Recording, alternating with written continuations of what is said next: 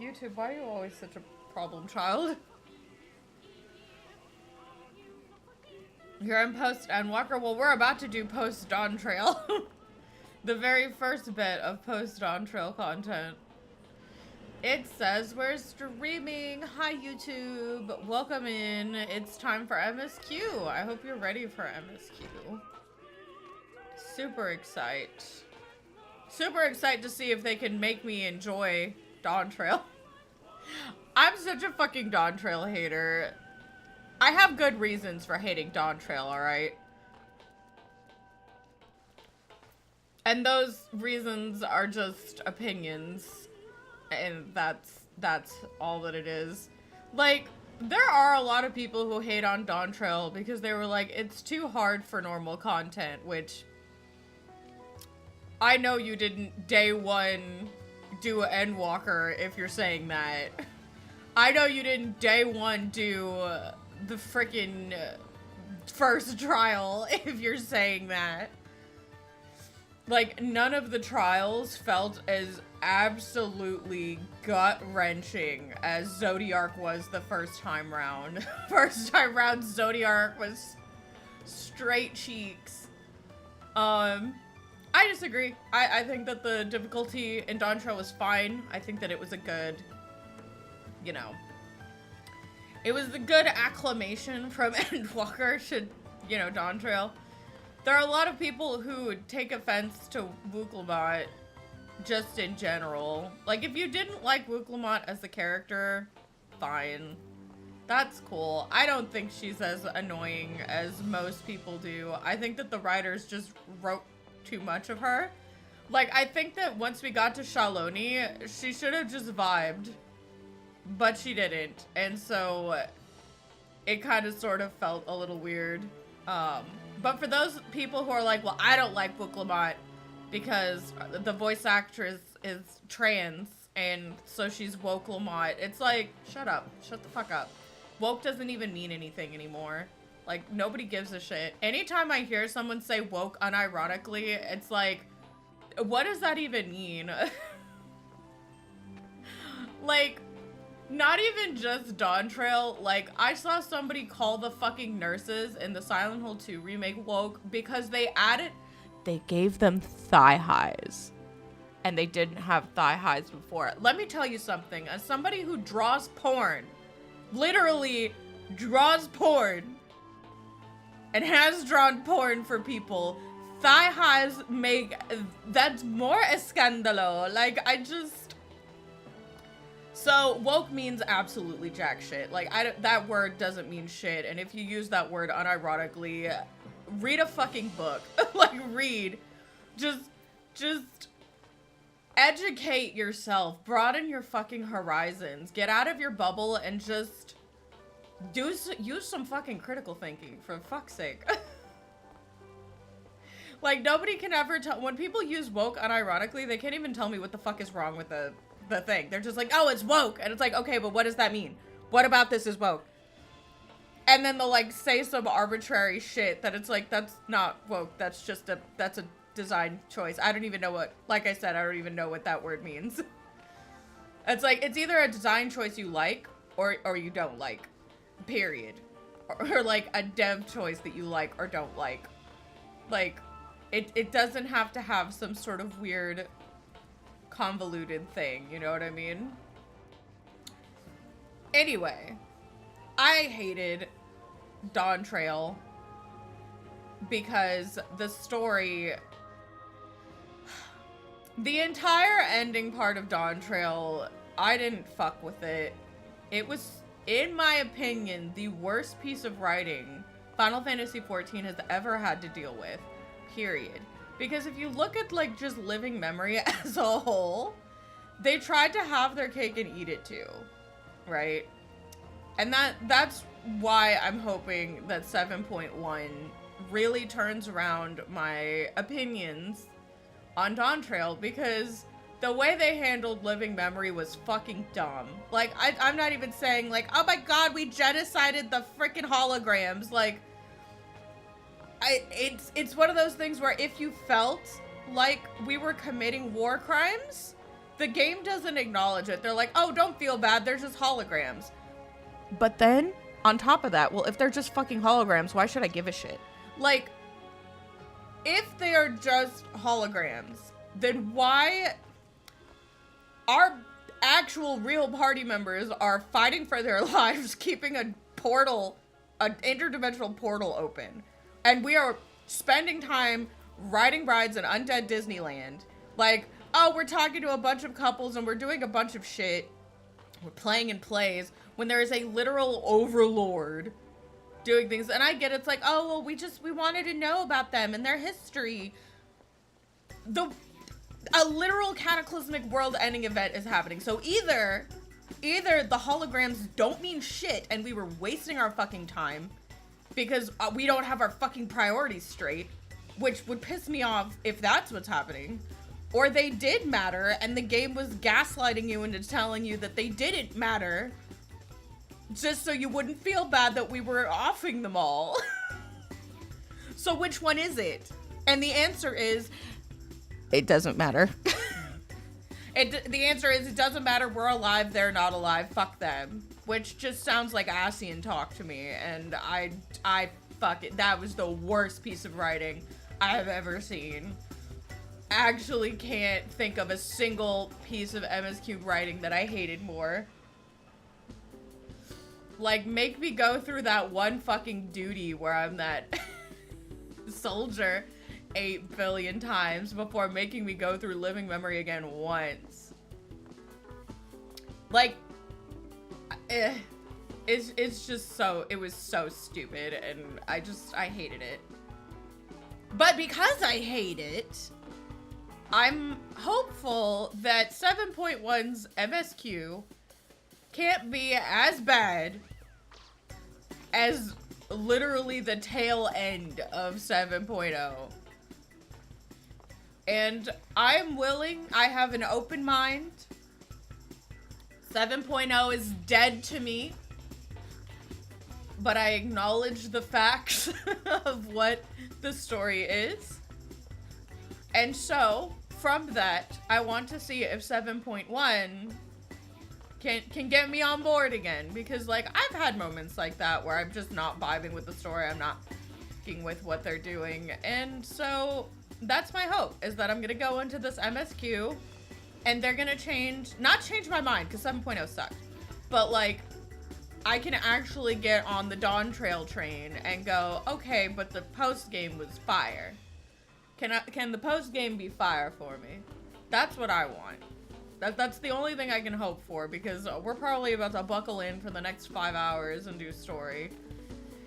And yeah, so those are my hopes. Let's hope it's fire.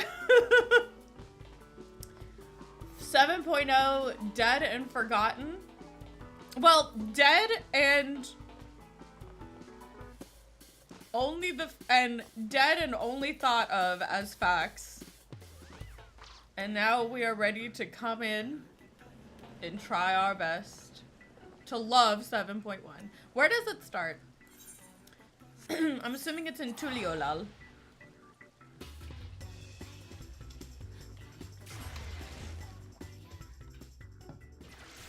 So I'm super excited for that. Hi, kitty cat. I guess I could just click this, huh? The Foreign Cabins.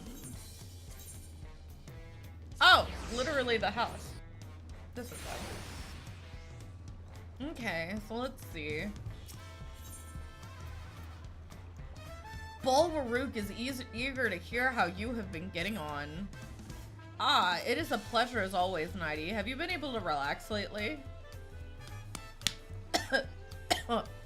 Wonderful. As busy as you have been with the Rite of Succession, among other things, you deserve an opportunity to experience Tuliolal at a more leisurely pace. Sampling the tacos at Zavial Tea is one such way to do so. They're made the traditional way, laden with fillings, and are absolutely sublime. If you have an empty stomach, the owner, Brookevu, will look after you. How many tacos are we gonna eat? Didn't we also eat tacos? Didn't we also eat tacos at the end of the Alliance raid? I think I'm all tacoed out, bro.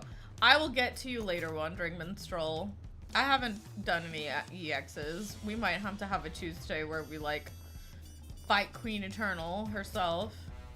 I'm here for more tacos because that's apparently the only thing we can do here. Well, if it is the night, are you alone today, are you? I see, I see. If you have a hankering for tacos and they're on the house, consider it a token of gratitude for your help tracking down those treasures. He looks sunburnt. Go ahead and find a table. I'll bring you your meal as soon as it's ready. Okay.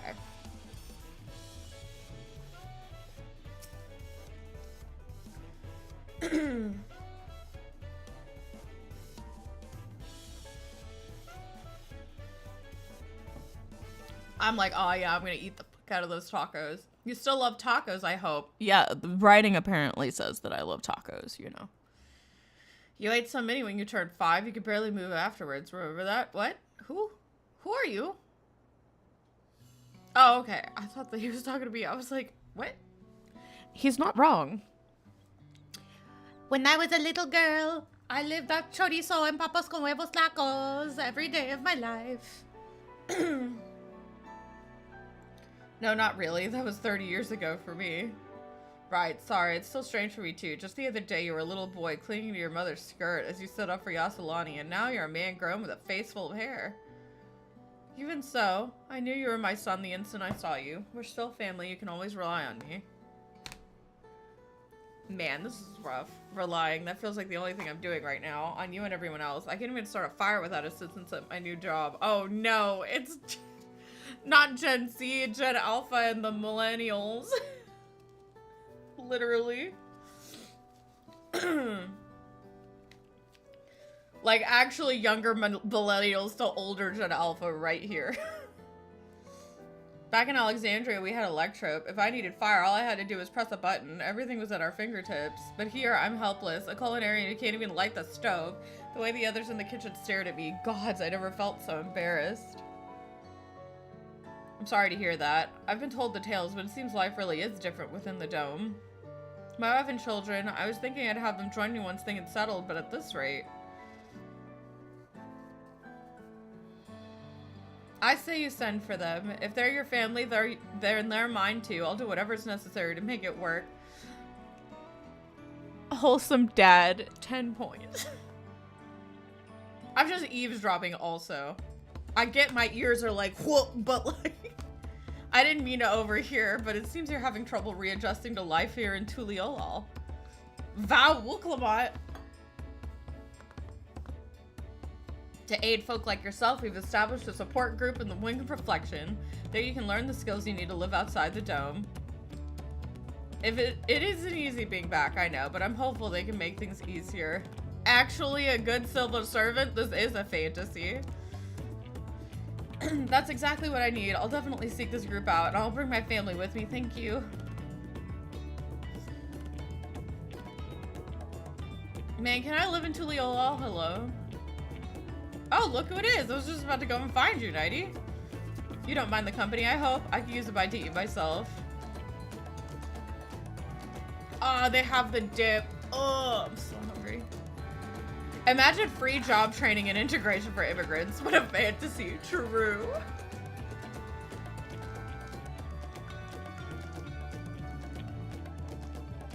Or just anyone in general. Like, imagine teaching the, like, populace to do anything. Like, I think sometimes about how different my life would be if, like, as I grew up, like, there were classes for things like taxes. Like, like, everything that teaches you, like, from point A to point B, like, taxes that you have to pay each year, and also things like frickin' interest.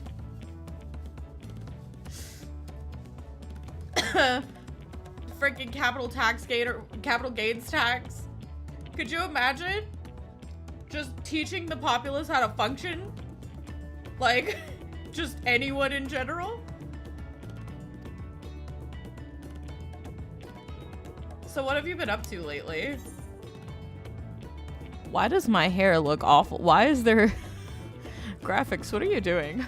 Like, I'm not Y'all see that on your screens too, right? Like, what's going on with my hair?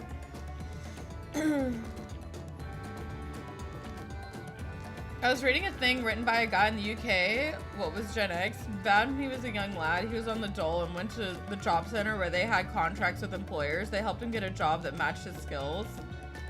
I actually wish. If only.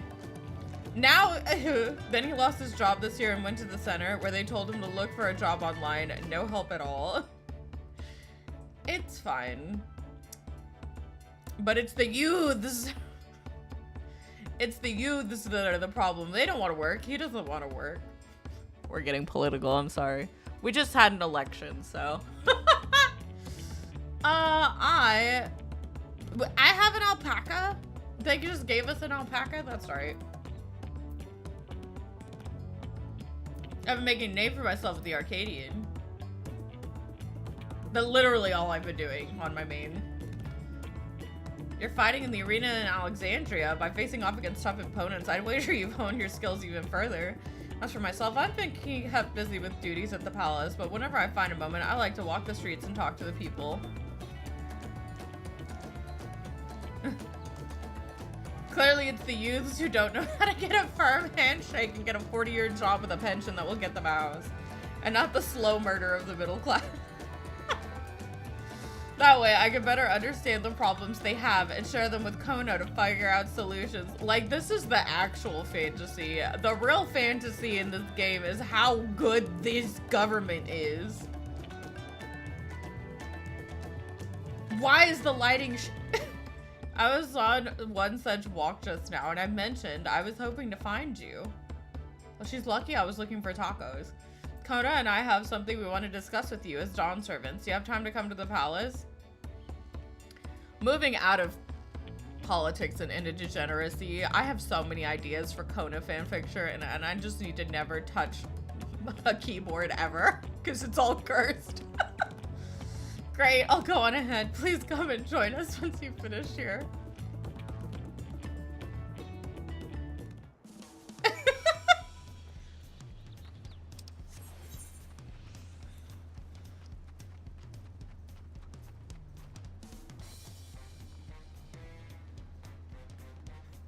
Other than the ones who turned out to be fucking expansion villains, every leader actually fucking tries in this game. Even though some of them are fuck-ups, actually real and true. Imagine wanting what's best for your country. No, not what's best for your country. What's best for every citizen in your country. And not just the ones that belong to a certain subset of people.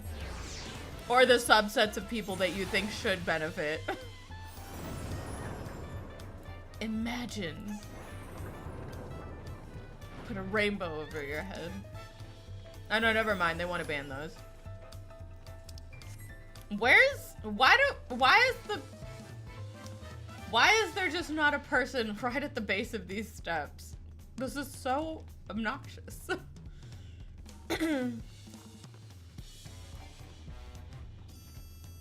Alright, let's see. Wooklamot says, it seems Kona's gone somewhere. Sorry. What? Mr. Snotty, it is always an honor. Val Kona has stepped away to attend to a pressing matter, but he should join you before long. Yee. Kona's out there being the vow of reason. Voiced. My nose is already. It's gotta be voiced. This looks voiced. They got them back for Ricci. I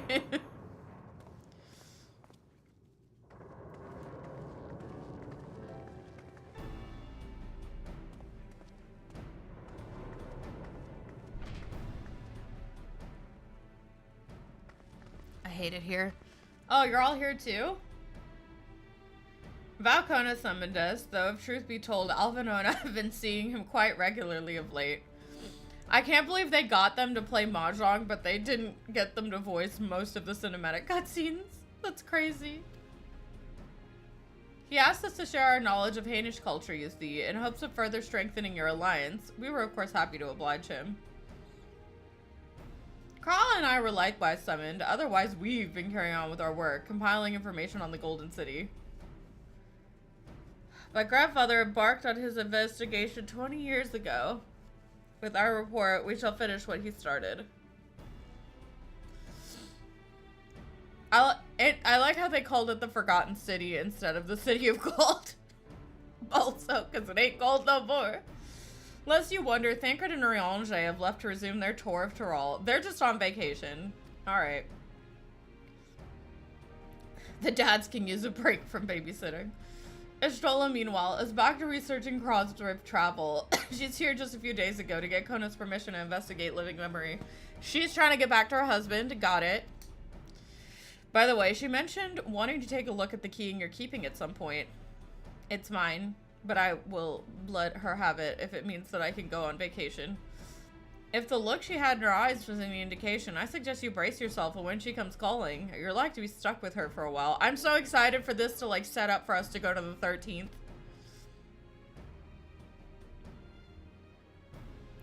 As for Astinian, we know neither where he is nor what he's doing. Some things never change.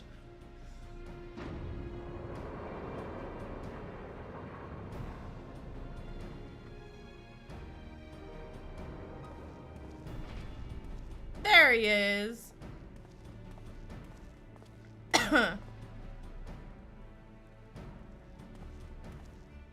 My apologies for the delay.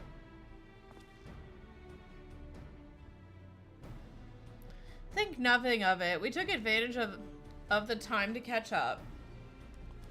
So what can we do for you? Hopefully present company is enough for whatever it is you need.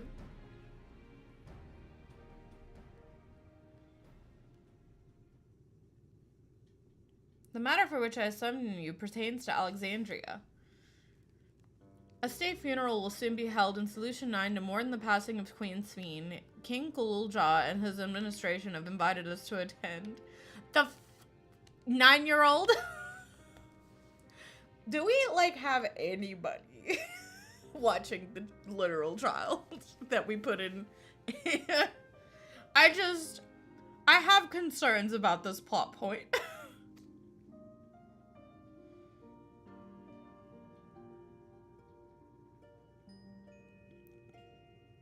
While certain issues remain unresolved between our nations, such as the treatment of the Yasulani, I see no reason not to attend.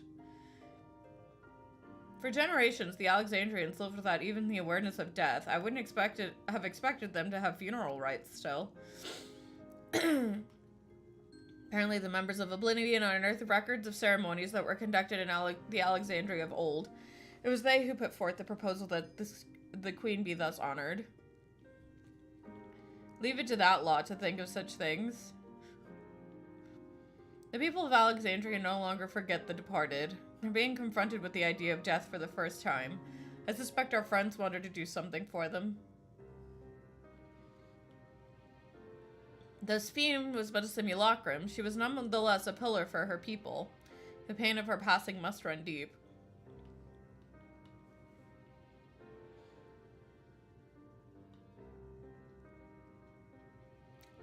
I appreciate that the fact that we overthrew an entire monarchy is being addressed, because they really did just gloss over the fact that we came in here, killed their king and their queen, and then just fucked off.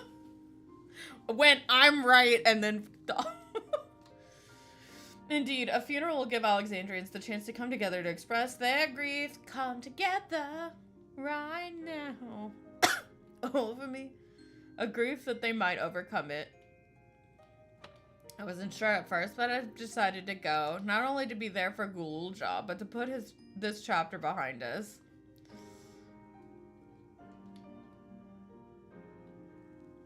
That I requested your presence was none other than to see if you wished to attend the funeral. You knew Sveen as well, after all. It's gonna be interesting to see how they swing the Sveen thing. Like, just because they really put a lot of emphasis on we shouldn't feel bad about what we're doing because they're not real. So it's gonna be interesting to see how they deal with this plot point. Sometimes I wonder if there wasn't another way. And then they're gonna be like, there was no other way in the entire world. Or we were pressed for time. It's like, sure didn't feel like it. You and me both, but we made our choices and are responsible for what comes of them. As vow, I'll attend the funeral in an official capacity. I owe it to the Alexandrian people to bear witness to their grief. I don't know if I should go to the state funeral of the queen I killed. That seems kind of weird. Does anybody know we killed her? Nobody needs to know. I was gonna say, I appreciate that, like, they're talking about the consequences of our fucking actions, because they really didn't at the time. Something I felt was really important, because she had to die. We know that. We know she had to go. She was going to kill everyone in the universe for this little town, right? However, the way they handled it was like, no culpability, no taking responsibility for this decision, no matter how in the right we were. The common folk don't. Yeah, that's probably for the best. I'd like it if you could be there to watch over everything, like you did all through the Rite of Succession. I look so depressed. It's like, okay, I'll go to make sure you don't get assassinated, girl. I got you, girly pop. I feel the rest of us should go too, regardless of the reason. The fact remains that we deprived Alexandria of a beloved ruler. It's only right that we remember who Sphene was, to her people, and to others, so let us stand with you. We will stand together. Then it's decided. Let's head to Solution 9 and look for Gulja in the back room. He's in the back room still? Also, I just realized I have the chat is not being hidden. It's just gonna be me and Kona. Hey Kona, what's up? Oh. Crossroads, that looks so good. Immersion is ruined. True, I guess you didn't need royal quarters. Since you didn't sleep. Hi, Kona. Though I too would ideally attend the funeral, given the circumstances, I think it's best that Lamachi represent us. Besides, I need to be on hand to oversee the city's repairs, which is taking longer than expected. When that work is complete, we'll finally look into installing new thrones. The Top Father's throne here still. It makes me feel like he is close by. I'm quite happy for it to remain for a while. Oh, that's right, because there's only one. It's big enough. Look at this thing. You can both just sit on it. You can sit on her lap, little bro. Little big bro.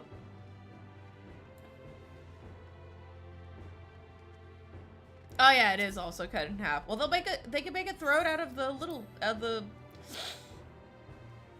they can just make another throne out of the piece that got cut.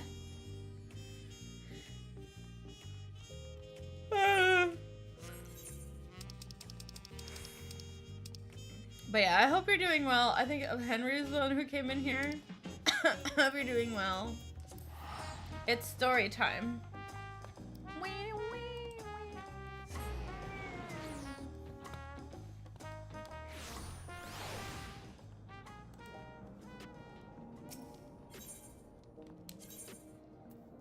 I feel like it would have more if I don't want them to melt it down. I want them to literally repurpose the pieces as is. Just because I personally think that would be more sentimental and also would spit in the face of, oh, look, they fucked up the throne. Well, we just made something better out of it. Like, whereas if you melt it down and remake it, it's like, you can't tell that it was made from something that was broken. You know what I mean?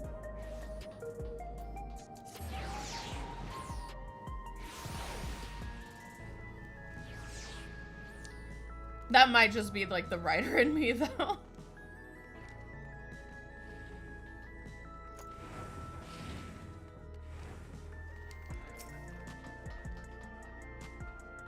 You heading to the back room? Yeah.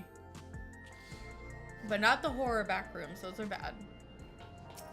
Baby!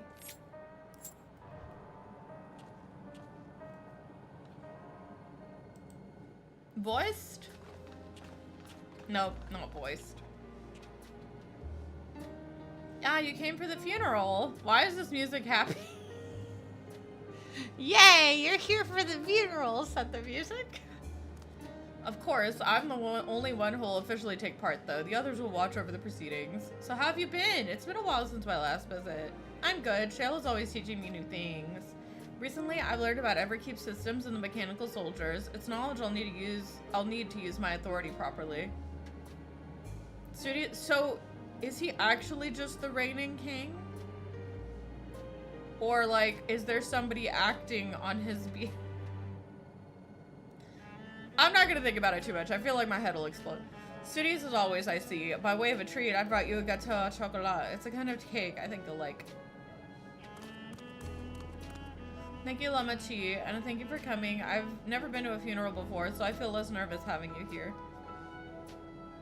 Out of curiosity, what's the customs in Alexandria? In our world, it's common to offer flowers to the departed. It's much the same here, according to the records. Flowers will be distributed to all attendees. Considering that all the worlds used to be one, the practice of offering flowers may well share the same ancient origin. Fascinating, wouldn't you say? Not the Elpis flower. I should go get an Elpis flower from... They should have me go get one.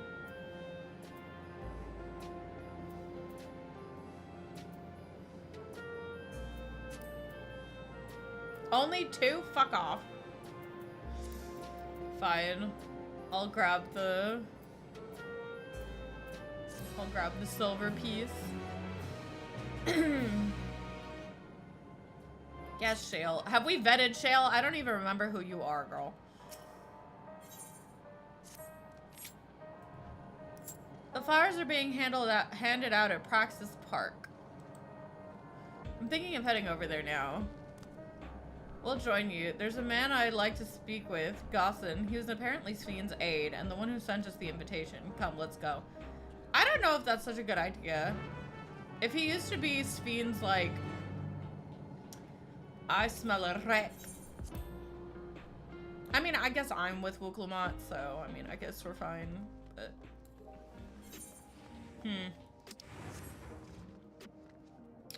I don't know how I feel about just casually striding into somebody who used to hang with Sven. Like, as her, like, basically her advisor. Is why I say that. Alright, hang on. Alphino says, Wuklamot's attendance will surely help strengthen relations between two nations. I get the strong impression that both Tuliolo and Alexandria wish to put this tragic past behind them. Raha says, it makes sense that Sven had loyal aides such as Gossin, given how much time she dedicated to walking among her people. Kryle says, while it appears souls are still being issued, supply must be limited now that they're no longer being harvested. The grim faces of the queue tell the tale. Like, they probably grandfathered in people who have souls, and they're like, this is it. This is, like, you have souls, but you're not getting any more. Judging from all the activity, I presume the funeral will be held here. Gulja says, here he is, Gossin. And Wuklamot says, all correspondence was being handled by the Wing of Reflection, so this is my first time speaking with Gossin. Hi. Hello. How are you, sir?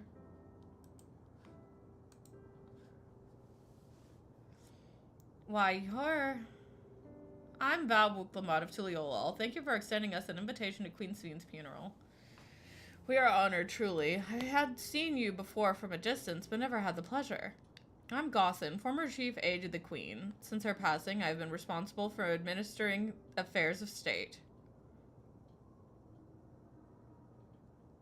Can we get our flowers here? Yes, Your Majesty. The flowers are being handed out at the court yonder, alongside the regulators. What? We need to wear regulators for the funeral? I'm sorry, what? Ah, rest assured they're not a requirement. We're aware your people do not use them. You see, people in the Alexandria of old wore tokens of mourning upon their persons when attending funerals. As such tokens were black, it was suggested that we might wear regulators painted the same color. We've yet to produce enough for everyone, but we're distributing them as we are able. This sounds bad. This does not sound safe. I don't trust what this man is saying. I see. I don't. Yeah, regulator or no, the important thing is that we remember Queen Sphene. Remember her and her kindness as you make an offering of your flower.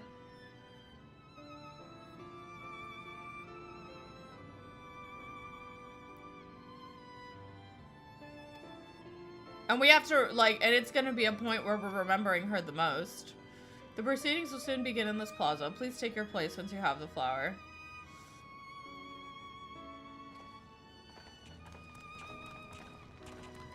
Alright then, well, you know, this seems like a bad idea. I'm hoping it's supposed to be so blatantly a bad idea that nothing bad will happen. But I guess we'll see. Everybody is wearing that, the same top. Holy.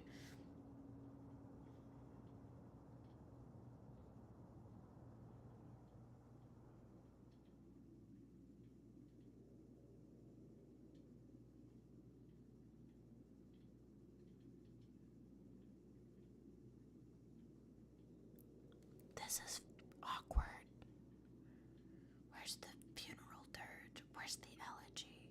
What's going on?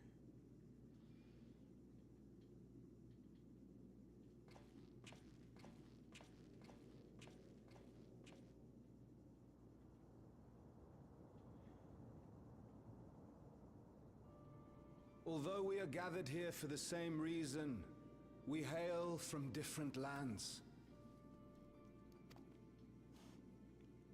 Some were born and raised in the Alexandria of old, while others came to us from Tuliolal. It was from this union of diverse peoples that a new Alexandria was born.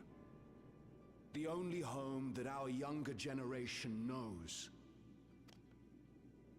How did we overcome the barriers between us? What moved us to join hands in common purpose beneath crackling skies? The fact that the frickin' Thunder Plains would probably have torn your ass up if you didn't work together to make the place habitable, but you know. You know the answer. We survived. We thrived because Queen Sphene brought us together. And the fact that if you didn't work together, you all would have died, but you know.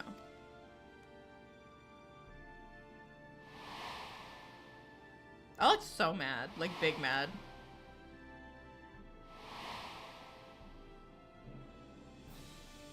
Inspired and encouraged by her boundless kindness, we strove to be better, for ourselves as well as those around us.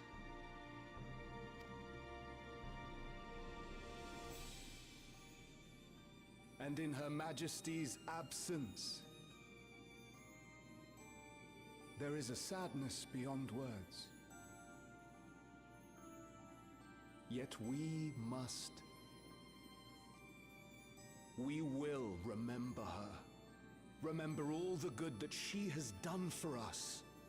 And then as you remember her, I'm gonna have her reborn from these regulators. So let us pray, as the people of the Old Kingdom once did, for the peaceful repose of the departed. And let us keep our beloved Queen forever in our hearts, that her memory might guide us unto the morrow. Yeah, pray to raise an icon. I mean, what? Like, this seems like an icon summoning, but they wouldn't make Sphene a primal, right? We're moving away from those, right? Would that I could find solace in my own words. You said that really loud, bro.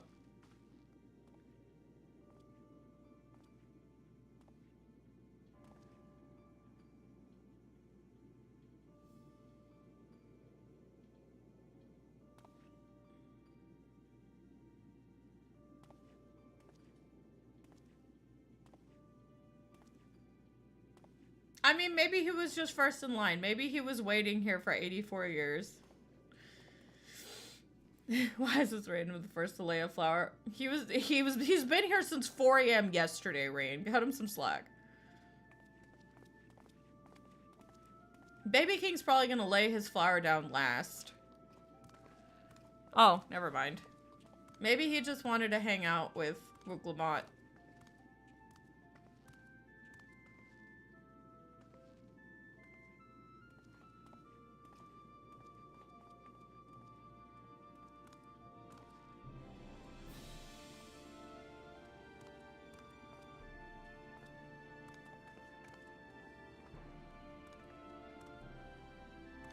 Can he even reach?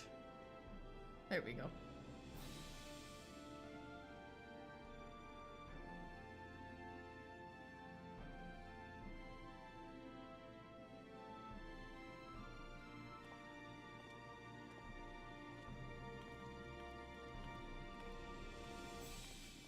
Upon its tippy toes.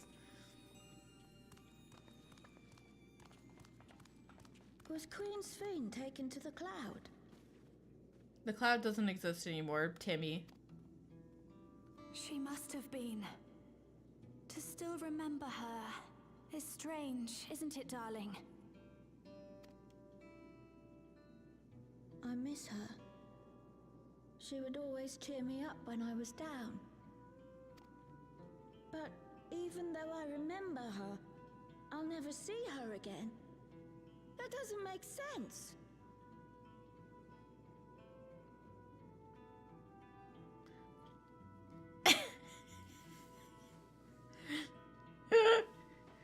You know, I need to tell a story about...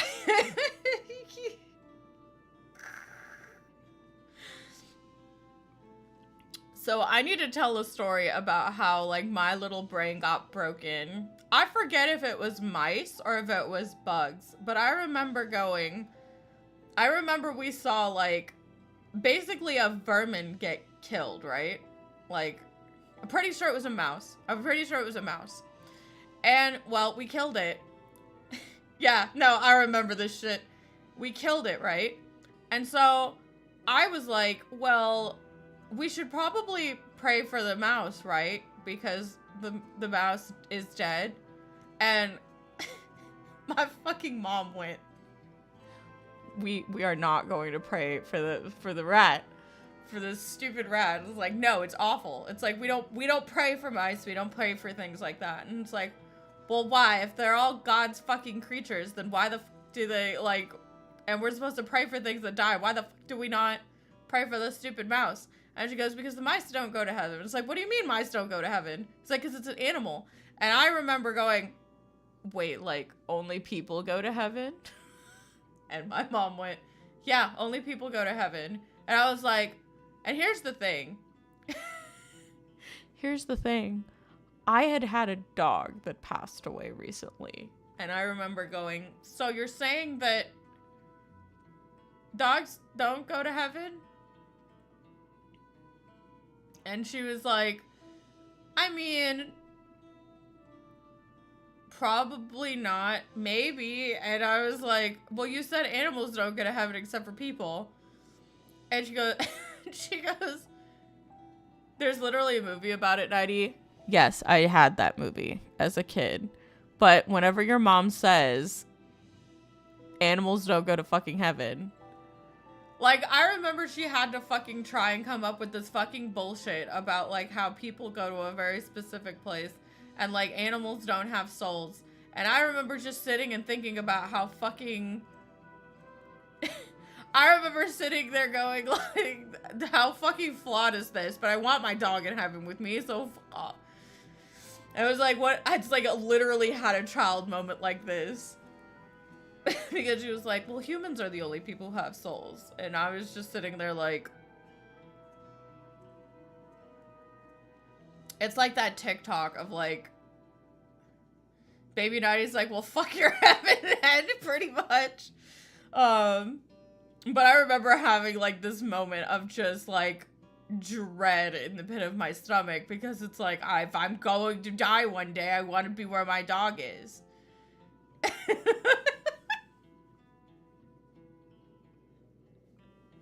This child literally unlocking a core memory. A surprising number of kids start doubting church because a Sunday school teacher tells them their pets don't go to heaven. There's a lot of stories floating out there. It's like that, I don't know if you guys, that's why I said bug. It's like that one, I don't know if y'all have seen like the TikTok short where like the guy is like, Daddy, we should pray for this bug. And he's like, no, why would we pray for the bug? It's like, because it's dead, Daddy. We have to pray for the bug because we pray for dead things. And it's like, we don't need to pray for dead things. It's like, they don't go to heaven. There's no bugs in heaven, Daddy? And he goes, I sure as fuck hope not. I need to find it. Hold on. I'm going to find this and I'm going to let y'all hear it. Wait, where is it? I'm going to find it. Give me 5 seconds.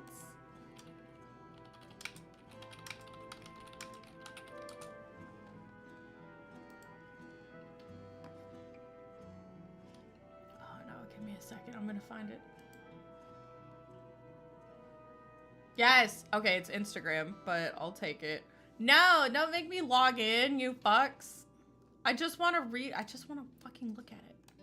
Fuck off. They're gonna, I'm gonna, oh my god. Just give it to me. Thank you. Oh my god. Hold on. I need to restart it. Why in the world would we pray for a dead...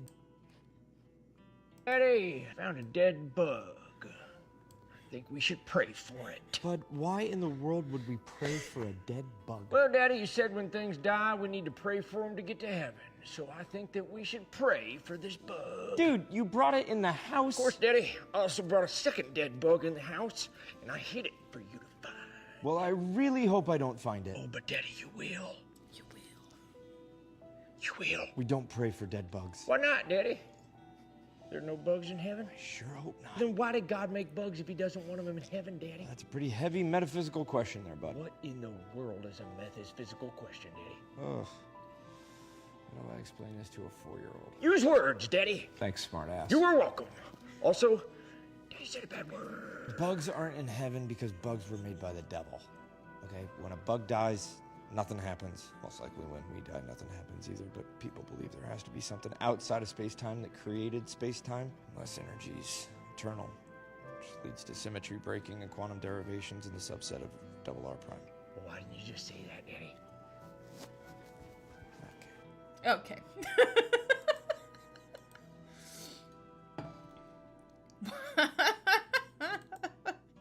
Literally this child right now.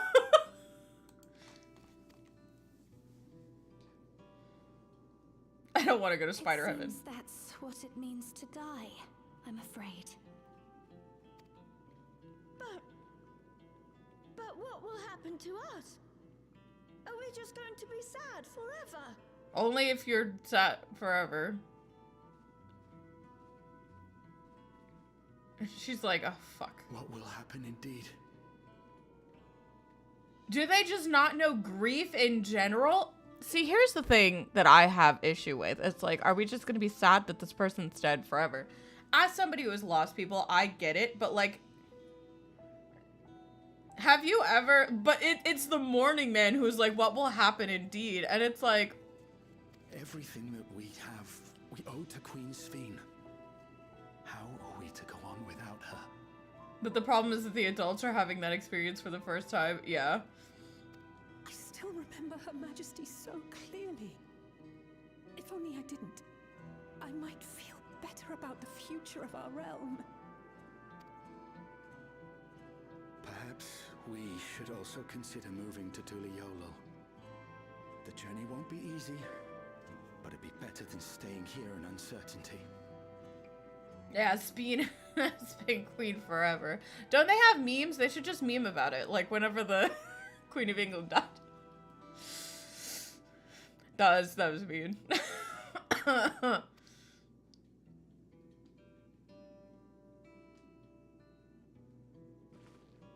This mom is struggling.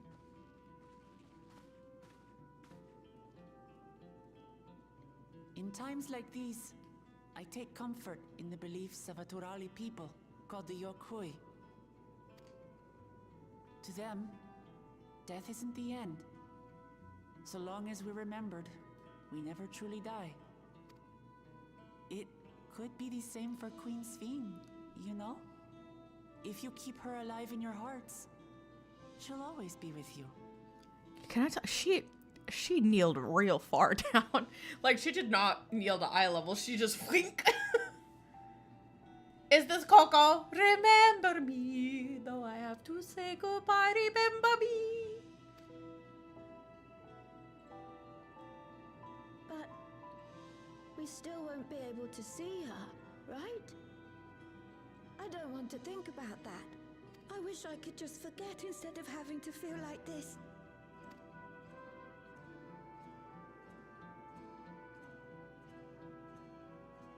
I'm sorry. I didn't mean to impose. Please, mourn your queen however you see fit.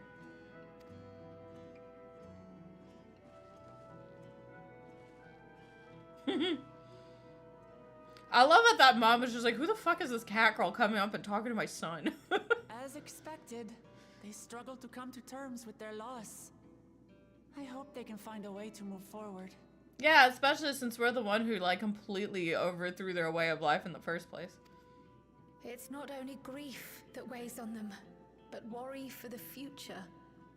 Bereft of their queen, how will they proceed? Give the little one, like, 10 years and they'll be fine. True. But with that, at least, we're not powerless to help. Why is she so glitchy on the screen? What is it, Guloja? I was wondering, is it better to remember or forget someone when they're dead? I think that is a very interesting question. I personally think absence of knowledge is never a good thing. Like, for example, if you forgot someone when they were dead, how far does that extend? Does that also, like, extend to, like, how they shaped your life, how they impacted your life as a person? Because if you forget all of that too, wouldn't you also be losing a part of, like, yourself that made you who you are today? You know what I mean? Like, what if, like, they taught you, like, values that are extremely important to you or something like that, you know? The wolf fights for their dead friends. Like, I don't know, kid, have you ever seen Eternal Sunshine of the Spotless Mind? Nobody in that movie was dead, but forgetting people is usually a bad thing. Because, like, you're not just forgetting them, but you're forgetting anything associated with them. Including things that might have made you a better person, or knowledge that might help you out in the future. Like, I just look pissed off the entire I remember my father, and every time I think of him, it hurts. To be fair, he was a bad man. I'd want you to forget about him specifically, though. Like, this is apples and oranges, because your father was a piece of shit, and Sphene wasn't a piece of shit to her people. It's the same with Queen Sphene. Knowing that she's gone makes me feel sad. But it's different with my mother. I never knew her, so I don't feel as bad. Oh, she's dead. Your mom's just dead. All right. I want to remember my father, but maybe I'd be better off forgetting him. Guloja. I think, yeah, he is asking very deep questions for a baby. That being said, I think that the way I would spin this is, though it doesn't excuse his actions and his treatment of him taught him how wrong behaving like that is. And so it's important to remember, so that way you remember the important things, you know? Which is not to act like your fucking father. You know what I mean? Like, I think that lessons learned, even if they're lessons that shouldn't have been learned in the same exact way, to take the lesson away altogether, or to take the memory that, like, helped to forge you into the compassionate person that you are today, is a disservice to, like, you and your growth as a person. Because everybody goes through hardships And everybody goes through things that are very difficult, that, like, can make it difficult to, like, that just weren't difficult, and, like, you wish that they had never happened, right? But a lot of the times you come out of it, like, with new perspectives, and you come out of it, like, maybe mentally, stronger because you've had time to ruminate on things, unless you just never ruminate, in which case, therapy, though. But I think that a lot of it is important. Like, I feel like a lot of remembering even the worst things about our lives are important, just because those experiences, however large or small, still help you, like, help shape you into a specific person. You know what I mean? Like, I wouldn't be the person I am today. Why don't we continue this somewhere else? Yeah, I would not be the person that I am today if I just didn't remember the shitty people that were in my life. Because it taught me not to deal with shitty people. Like, that means that I might be able to be taken advantage of in the future. Or, like I might not see that they're, like, somebody else is a bad person, like, for me to associate with. You know what I mean? Or, like, it might make it to where I end up emulating behaviors that I wouldn't want to emulate because I know them as bad behaviors. The old man's in the distance, just staring. Meanwhile, I can't believe they're gonna summon a primal.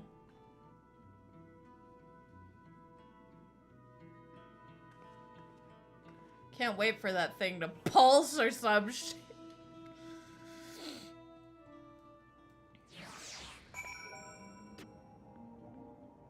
And then everybody wakes up in the morning and they don't remember Sphene. Raha's really thinking. Yeah. Simply leaving Alexandria won't solve their problems, I fear. The problem runs deeper than that. I'm sorry, I shouldn't have brought that up. No, it's good for you to... It's good to have critical thinking. That was just a show of critical thinking. This seems a good place to continue our conversation. I almost tried to target the cat girl. Alphino says, I hope the altar can provide comfort to those who need it. And Alze says, seeing the child reminded me of myself, of how hard it was for me to accept that grandfather was gone. But the sadness is what gave me the strength to come this far, and I would never choose to forget it. Never. Little judgmental there, Alze. Hey, Galulja, do you really know nothing about your mother? Shale searched the system for information on residents, but only the Mamulja she found listed were my father and me. Even if she died and was erased from people's memories, she should have been there, but she wasn't. Well, that you're here means she was here too, inside the dome. There can't be any other way about it.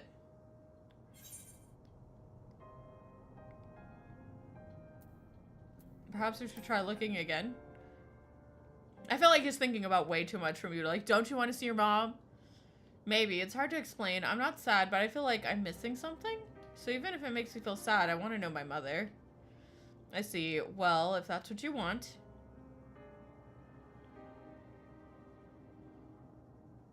Then I'll help you.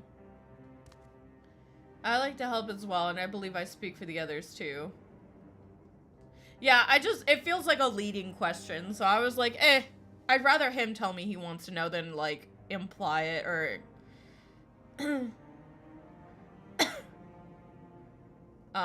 So that's why I said, should we try something else? And then he's free to say no. I'd like to help as well, and I believe I speak for the others too. But thou must... But I can't bother you with this. You already came for the funeral, and we're family. We came here not only for the funeral, but to see whether all was well in Alexandria. We're not about to leave just yet. Besides, in seeking to learn about your mother, we're bound to learn about your... Whoa! We're bound to learn about your father as well. Darkness extends over the land. By retracing the steps of this man who kept his own counsel... Alright then. Kept his own counsel, we gave knowledge that could serve the people of Alexandria.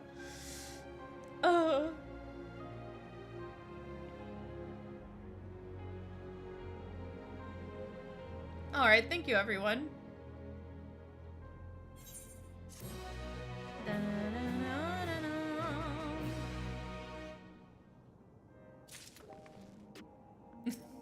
Voclamot says, if this is what Ghoul John wants, then we'll help him however I can. After all, we're family. Ghoul Jaw says, we might learn more about my father too. I hadn't thought of that. Kryle says, I can very much relate to his feelings. I pray Ghoul Jaw finds what he seeks. I understand all too well Ghoul Jaw's desire. For the longest time, I found my own father's actions inexplicable. And Alize says, if no records remain of Ghoul Jaw's mother, then where do we begin our search? I have hiccups so bad. Grahatia has an idea on how you may proceed with your investigation. Assuming neither memories or records of Ghoul Jaw's mother remain, we must cast a widest net as possible. I suggest we split into groups. Nettie, if you can make inquiries outside the outskirts, the rest of us will do the same in Solution 9. I like how the guild that they give me for doing the MSQ doesn't even... It didn't even cover the fucking trip over here. Actual cheeks game.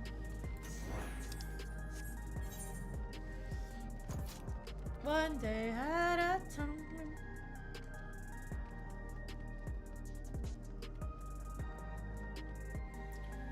Oh, gather information in the outskirts, so I literally needed to... it's fine. Also, do I have enough for a piece? Oh, you know, hang on, before we leave, now that I'm here, I should probably use my coin, right? Because I do have a coin, correct? I should have gotten a coin anyway. God, I have so many housing items. There it is. I think I have like one. It's the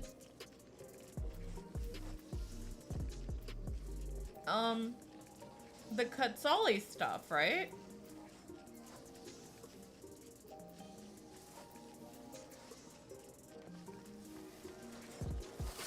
How goes the daily sketching? Good. I didn't sketch yesterday, but I have been keeping up with it. And on days where I don't sketch, like I've usually sketched a lot the day before or after. Like when we went out to the laundromat, I ended up sketching like 3 pages worth of stuff. So alright, so let me retrieve the materia from this so that way I can take it off. Or, you know, I could just not retrieve the materia. Oh, thank you. I got one whole one. Alright, and then let me... Is it... Gear exchange? Yeah.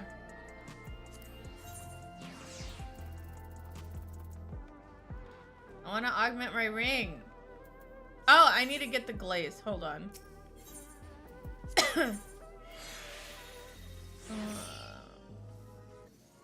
Accessories. Here we go.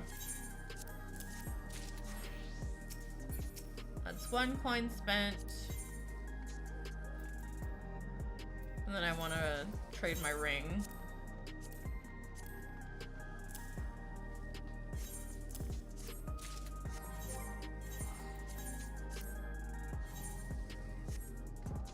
Oh, shit. Portrait got fucked.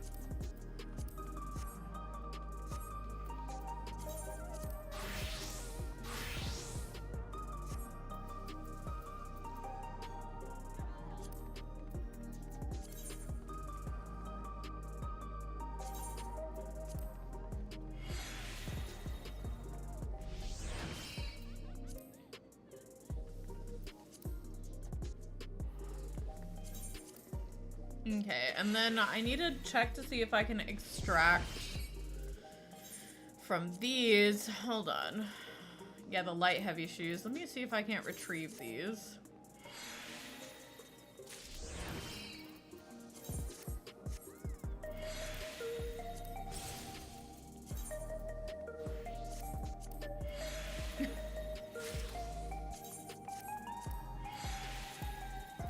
much materia. Ah, I should have done this earlier.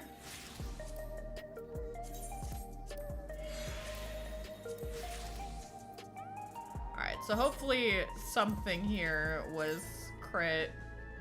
Of course, I didn't get a single crit materia. I got no crit, only tears. I guess I can meld a direct hit onto it. Because I don't think I have enough for 2 crits. I don't think that I've, I don't think I've been healer in need for anything that gives me the rocks. So I think I may or may not be fucked at the vendor. Oh my god, yay. I did have enough for 2, but it's already got direct hit on it. I'm not going to... I'm just gonna... We're just gonna ignore the fact that that's not what I needed to put on this thing. There we go. And then everything is... Yeah, everything's good. Alright, so the outskirts. That is just outside, right? Oh, never mind. I need to go to here.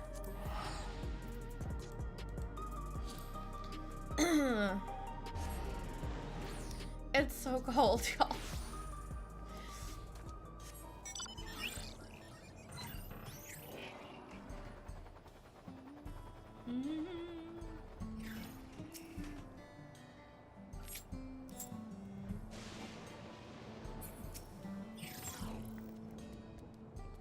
I'm a Multa woman. Their people have never been a common sight around here. Why, the last time I saw one would have been down before the dome came down over our heads. She was among an entourage of the Landsguard that was dispatched here. Assumed they all returned to Tuliolhal after their mission. But if any remained, I suppose they could have been trapped in here with the rest of us. There was a single Mamuldra woman. One whole Mamuldra female. Hi. You're looking for a Mamuldra woman? Oh, Gulja's mother. I can help you there, I'm afraid. I only know a little bit about Zeralja, and then only what my father told me. He said that before the dome cut us off from the outside world, Taral Vidral had appeared and was terrorizing the region. In response, Zeralja assembled a party of warriors, and with them confronted and felled the beast. It was interesting to hear of the king's feat in the past. Ah, so sexy Mamuldra strong lady. He went mommy and said yeeth. Here we go. Oh. Sorry, but I've never heard of a Mamuldra woman living in these parts, much less one that connected to Zeralja. You might have better luck talking to the people over at Tonawadon, settlement to the north of Everkeep, in a place called Uayawada. The resilient son won their loyalty when he saved them from some crisis or another, so their story goes. If I remember correctly, the chief's name was Kanaloka. Okie dokie. Now what do I have to go all the way back. Alright. To the Neon Stein.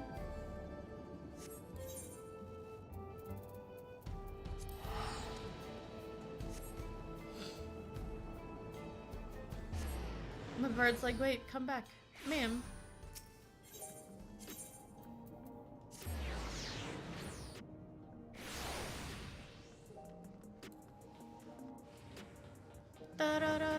This isn't the right area, but this would slap. When are we getting electro walls? When are we getting this as a housing thing? Because that would be so cool. Like, I need them to give us, like... electrope walls. Those would be so expensive.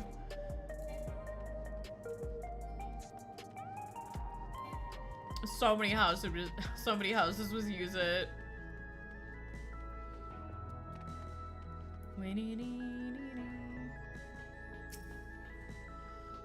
You're heading to the back room? Yeah.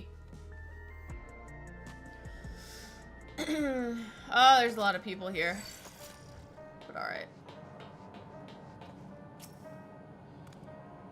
Ah, you're back too. I told Jill about your search.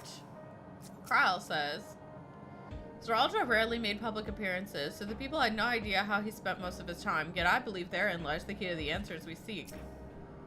Gralha says, Solution 9 is vast indeed. Even with the teleporters, we could cover but a small portion of it.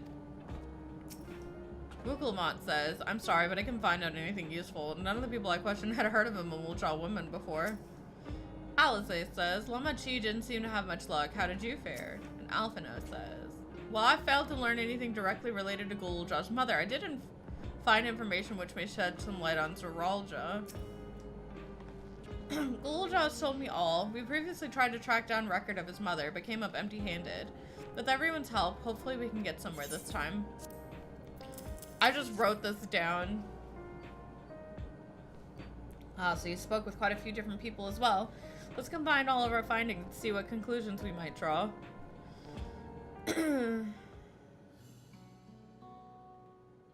So Zeraldra brought a retinue of Landsguard to Yasulani, among whom was a female Mamuldja. Her mission was to rid the region of a Terrell withdrawal, and I believe it's safe to say that was the crisis in Ua Yawata he resolved. If some of his troops stuck around for a time, perhaps to assist the villagers with the recovery efforts, then they could have indeed gotten trapped in the dome. We also heard stories about the settlement in Ua Yawata. People lived there until nearly a decade ago, and Zeraldra made regular visits. If he required secrecy, a location home to his most loyal followers would be ideal, and if this Mamuldja woman had remained there, they would have had an occasion to come in contact. Let's see, but what could Zeraldra have been doing in that village? Making babies, apparently. I think we can answer that question. Crowl's like, are y'all dumb? In order to trace Zeraldra's steps, Raha and I spoke with a researcher who worked at Organics. He said that approximately 20 years ago, a number of his colleagues were transferred to a research facility outside Everking, per the King's direct order. This is the first I've heard of such a facility. Only Vanguard was believed to have been under the King's jurisdiction. It was apparently being used to develop a new kind of weapon, but I'm afraid that's all we could learn. It's plenty to go on. Even if the work there was classified and materials and equipment needed would have been manufactured within Everkeep. So if we look into transportation records...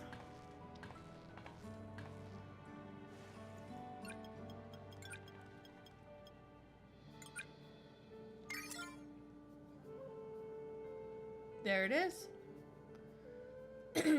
The routes are full of detours and attempts of obfuscation, but the large deliveries were being made to Ua Yawata, far too large for a mere village. There hasn't been any activity in years, though. It's likely the facility has been decommissioned. Do you think that's where my mother was? We can't say for certain just yet, but I reckon there's a good chance. That's amazing. Even though no one remembers her, you managed to figure all of this out. Each piece of a puzzle may reveal a little on its own, but when we put several together, a picture begins to form. And even should memories fade, footprints remain to mark the path of those who walked before. To lead those who walked after. A lesson I learned in another life. So we'll be investigating the secret facility in Ua Yawata then. And this time, I want you to come along, Gululja. It's a dungeon. Should we really be bringing the child? Put him in a backpack. I'll papoose. I'll have him in a papoose while I do the dungeon. Ua Yawata is on the other side of the lake. To get there, you'll need to take a hover cargo from the drift downs. Alright, thank you, Shale.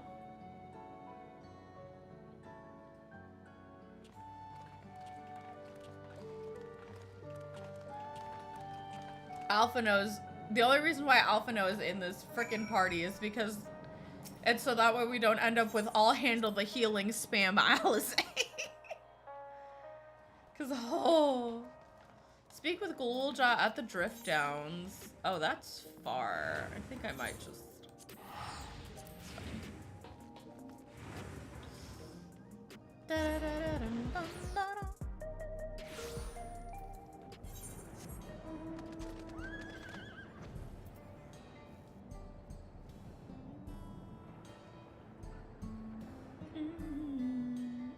It's right outside the gates. Well, too fucking bad. I don't know how the map works.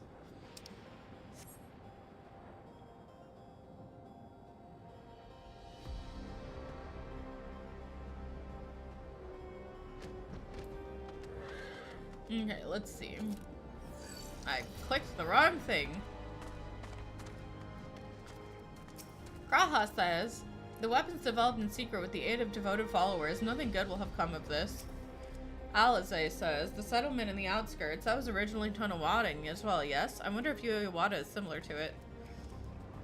Alphino says, someone would have noticed as Zeraldra traveled from the Drift Downs. I expect a utilized flying vehicle.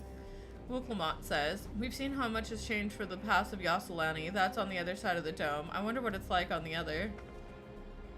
Kryle says, while the researcher we spoke with remembered that he had colleagues, he couldn't recall details about any specific individuals.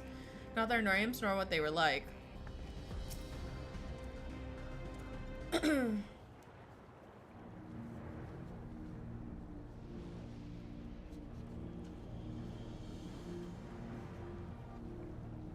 So the hover cargo will take us across the lake. I've never been over there before. It's still inside the dome, so I don't expect it to be too different from here. We'll likely encounter dangerous beasts, so the rest of us will go first. You follow when it's safe to do so, alright? Alright, be careful everyone. He's like, alright, bye. Yueyawada's field station is now accessible. Alright, I will be going as my lovely, quite the major self. And we're gonna enter with NPCs. Alright, who's coming with me? Wuklamot has to be... Oh. I stand ever ready. I kind of want to bring Graha to ya. Why is Graha also here? This would have worked with just Wuklamot, but I guess it's... You left out the twins? I'm gonna bring... I'm bringing Alize. I'm gonna bring Alize, Kryle, and Grahatia.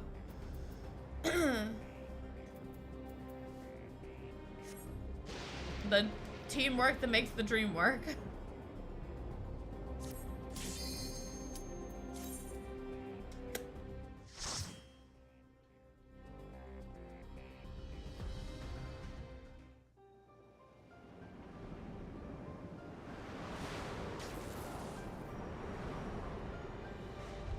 Yueyawada Field Station.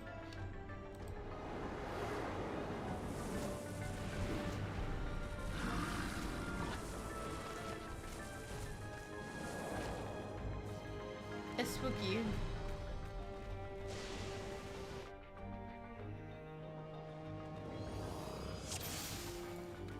The reason why is because I feel like this is going to be the party that allows me to double pull easier. Get him.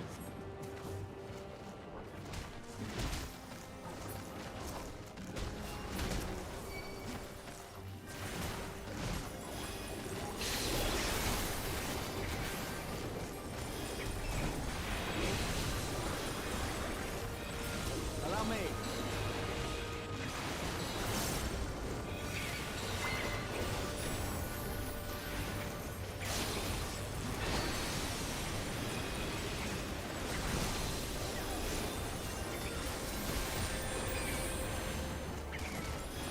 I was gonna say, the reason why I usually bring Graha and Alize together is because Graha will heal himself, Alize will heal him, and I can also heal them. So, like, they are actually, like, the dream team to bring, because, like, they'll cover for, like, each other if they're fucked.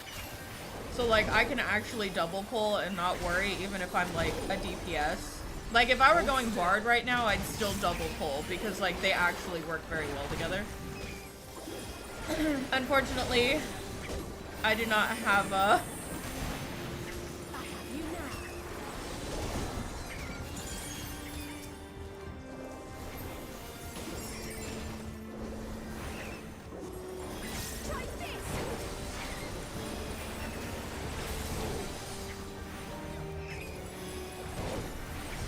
Hold still.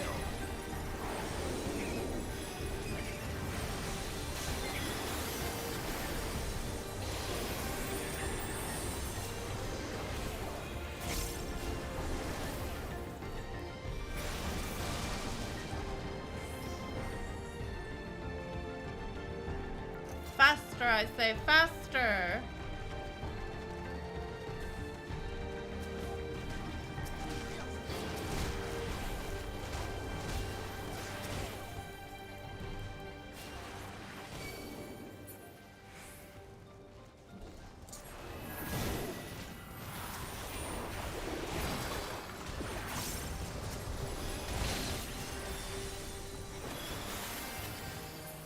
Allow me.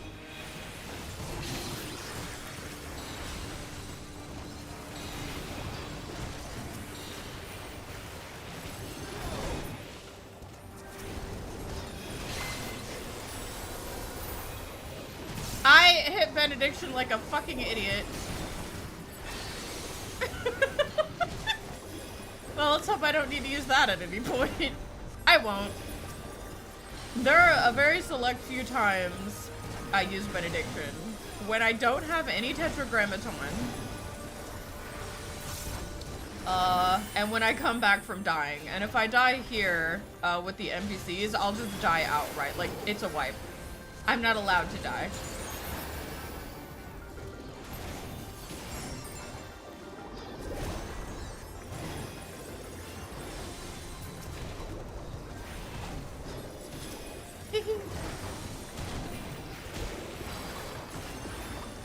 I wish I could fucking pull him.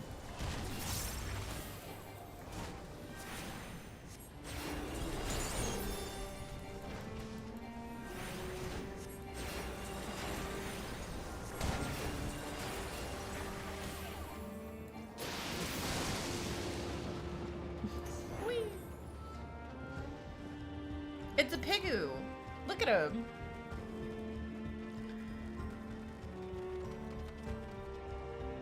Quite a mouthful of fangs. Oh dear. Graha, help.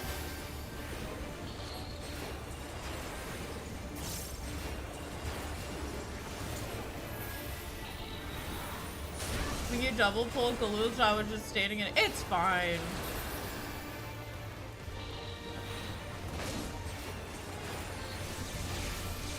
He's fine. Look, see? He's just chilling. He's strong. He's stronger than his piece of shit dad.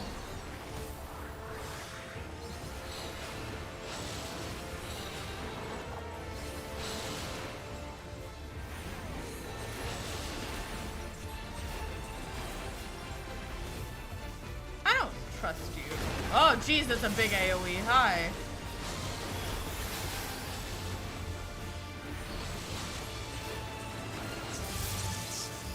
You.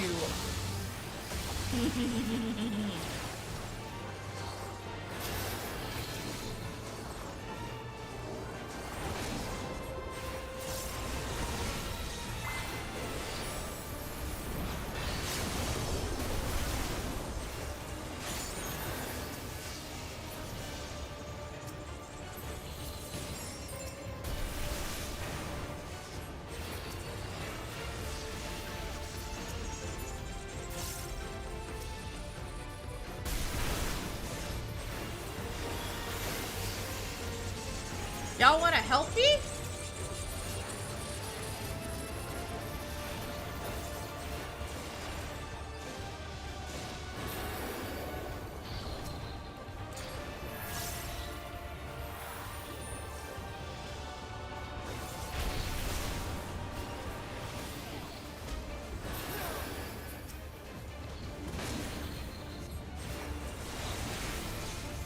Not the gore.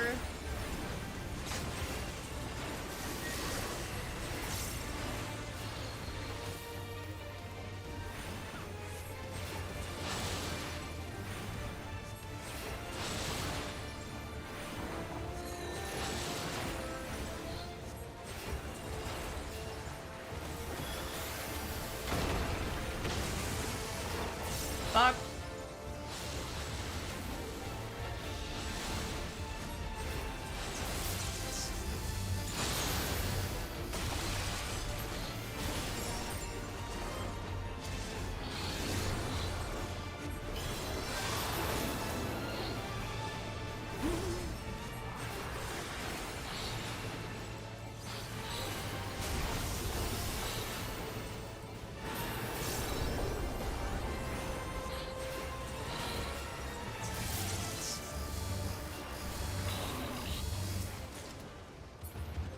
I got a hat. Correction, I got a hat I can't use. So the facility is still here. What kind of research did they do here? I'm gonna really enjoy using Explorer mode in this, I can already tell. Hardly any signs there were even a village here. And I can read the notes. Ooh. Research note. While His Majesty Geralja is not the first to conceive of transferring a beast's soul into a person's body, safety and ethical concerns have ensured no earnest attempts have been made to date. Your king believes that there is no greater evil than to hinder the potential of man, and so he has ordered us to make this conception a reality. He would bolster our military might and break through into the outside world. If our research will further this ambition, then perhaps it is worth pursuing.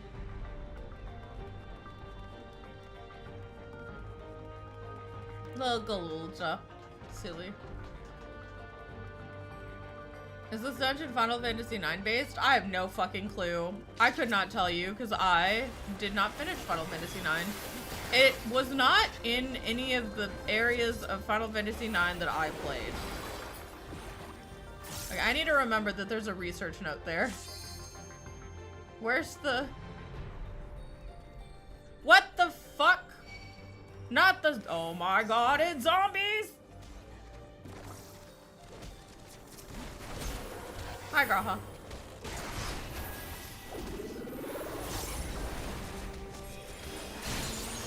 Also, he does not stand in attacks. Galulja's way the fuck over there. Look at that. Smart.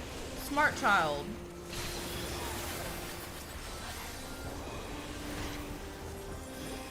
Is this the Umbrella Labs? Why are there actually Umbrella Corp? Oh shit, I hit the wrong button. I'm so sorry, Graha. I healed myself instead of you.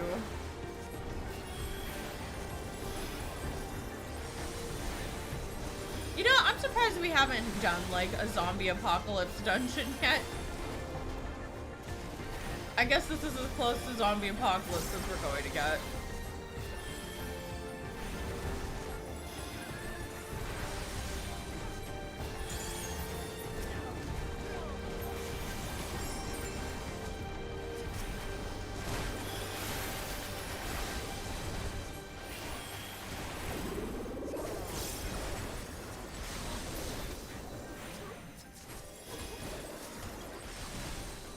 Bit late for Halloween. It's fine.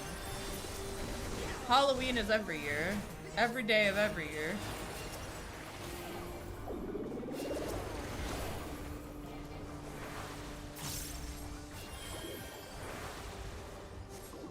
Also, I noticed Alize didn't use the thing. Our bodies are fragile vessels. Although the infusion of another person's soul confers strength and vitality, the soul of a beast yields mixed results. Even when stripped of memories, a feral soul can induce psychological instability in the subject. I suspect this is because primal instincts remain, and while a certain amount of bestial ferocity is expected, and I dare say welcome, too many such souls can lead to physical mutations. For now, our objective shall be to determine the threshold beyond which a body is at risk of uncontrolled mutation.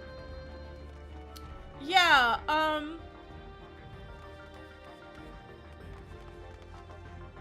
this actually looks like the room with the hunters. Like, I don't know if you guys...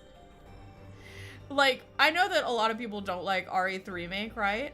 But this literally looks like the hospital room where, like, the hunters were, like, killing everybody in the hospital and you could see them behind the glass door.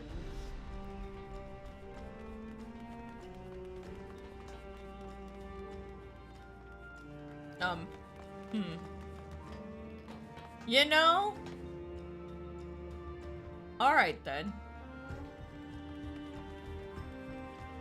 And we're just following the blood trail. Oh. Oh. You know. This seems safe. Final Fantasy VII, following Genova. Blood, is this you?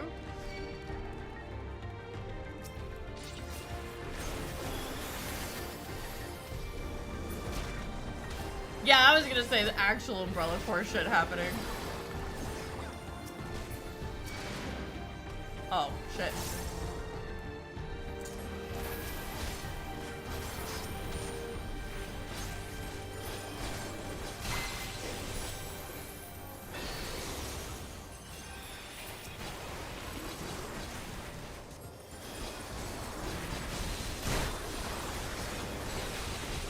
God, you know you're under-geared when it takes like this fucking long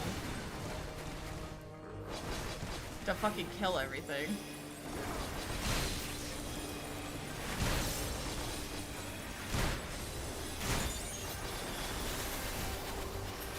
Hold still. Die!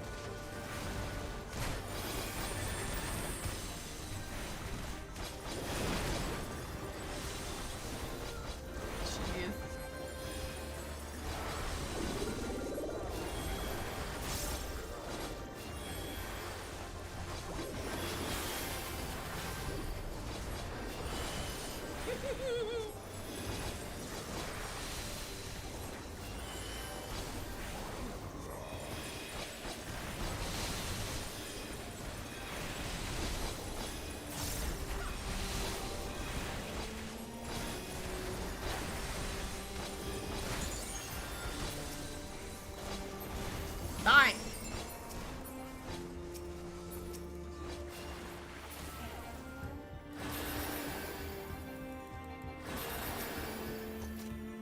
The rate of transfiguration may be dictated by the potency of the soul consumed.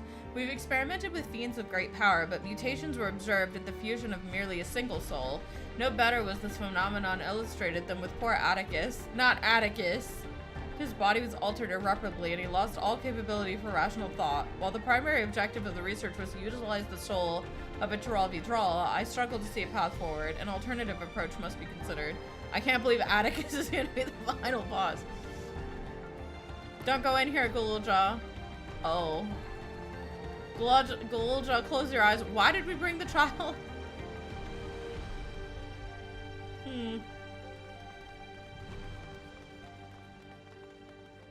Okay, then. It is really cool that you can, like... What was Father doing here? Maybe you shouldn't answer that. Actually, though, hello. So many Halloween G poses could be done here.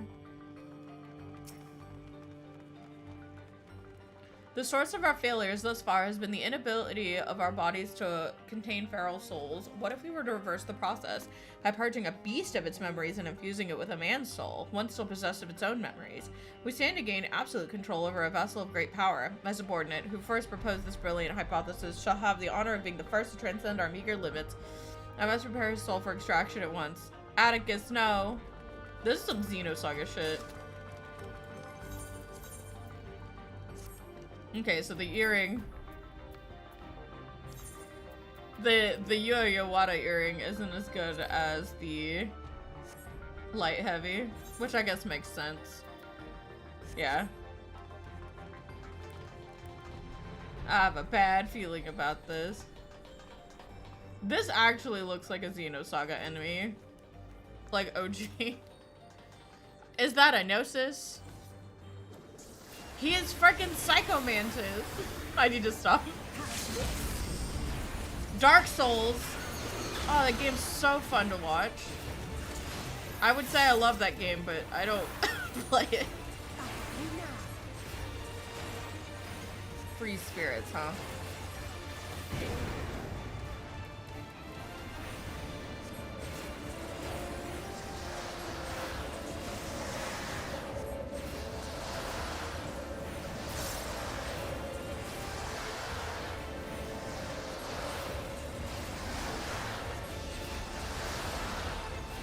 That wasn't the best.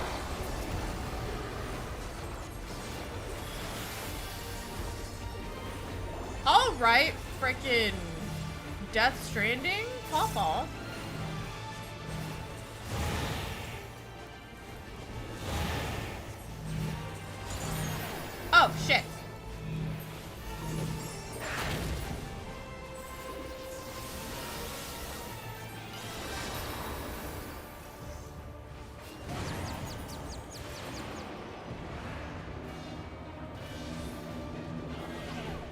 fuck?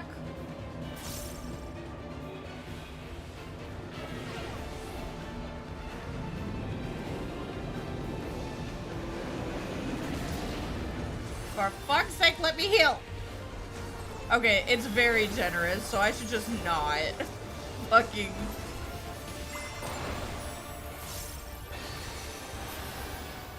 I should just not go in that. Got it. The king of resolves purses? I don't wanna. He's kind of a dick.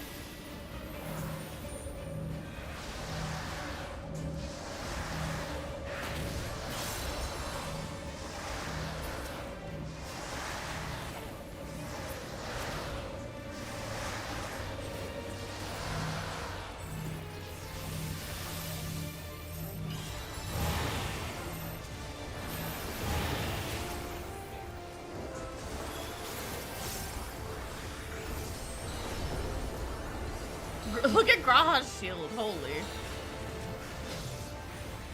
He didn't even get taken down, that's funny.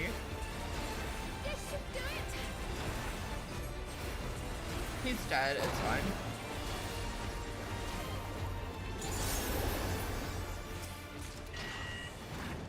Next. Let us pray these souls are now at peace. What? So we're going from Resident Evil to Death Stranding. Got it. What is happening? Is that a storm? Let's get a closer look. Not the evil within. Me naming every horror game I can think of. Oh, it's Earth. It's an Earth-aspected area.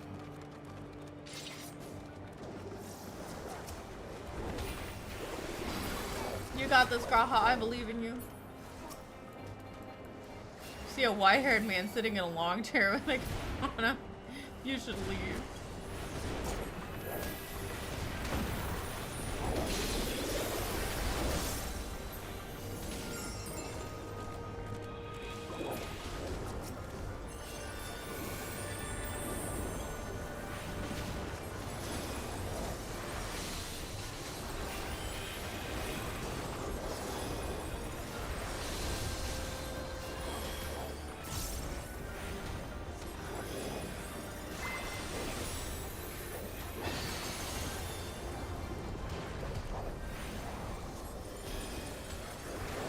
By the way, how you doing, Paris? I hope you're doing well. I love horror scenarios.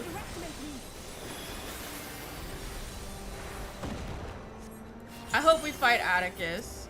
I've always loved the name Atticus. I think it's a cool as fuck name.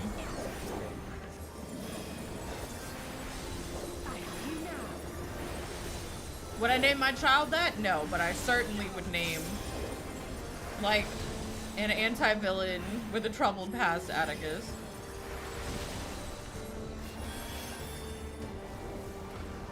You underestimate me. Die.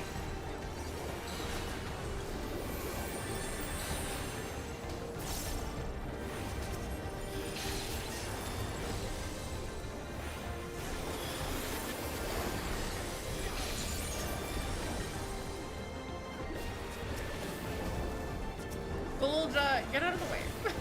There you go, buddy. A child named that's gonna get bullied during that. Bunnicus is cooler either way.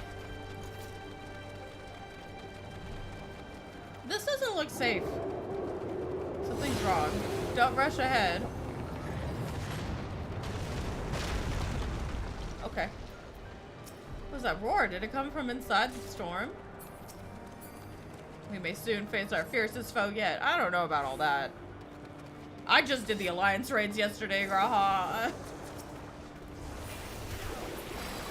I just fought the Shadow Lord. I don't know about all of that. This could be a lot more anti-safe. Graha, help.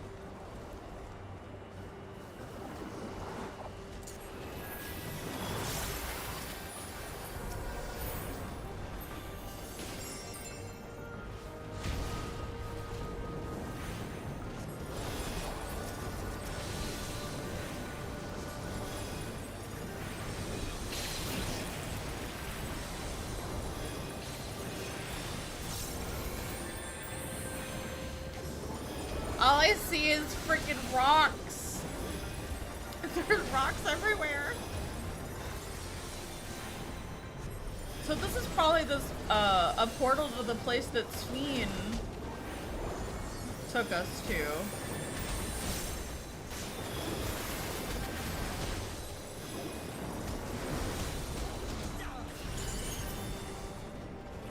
Man, fuck this golem.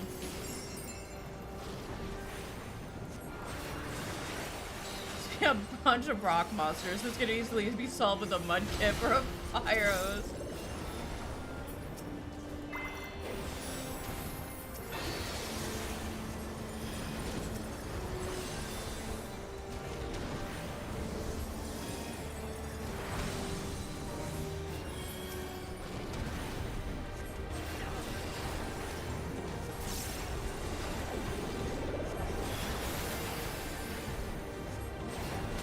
There we go. All right, what's the monster gonna look like? Ooh, Atticus, is that you?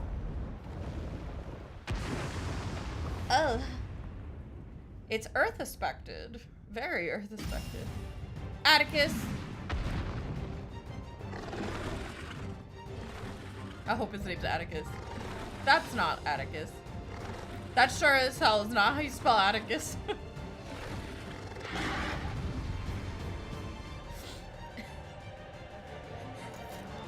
Okay, I know he's one of my people, but he doesn't look all that friendly.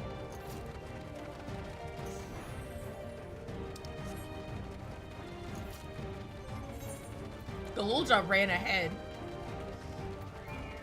Galulja, when I'm not scaled, I'm not afraid anymore. Its strength of will is overwhelming. I'm surprised I didn't hit a rock going down. Could you imagine just jumping into the wind and just...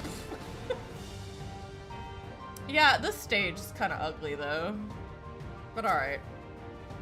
Go for it. Get him, Graha.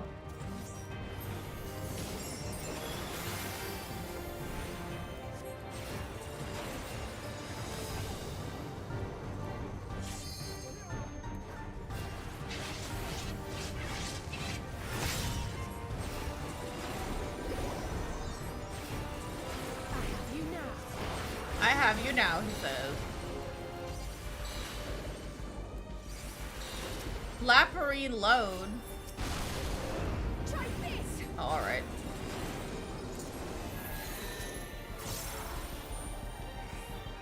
Okay, I see.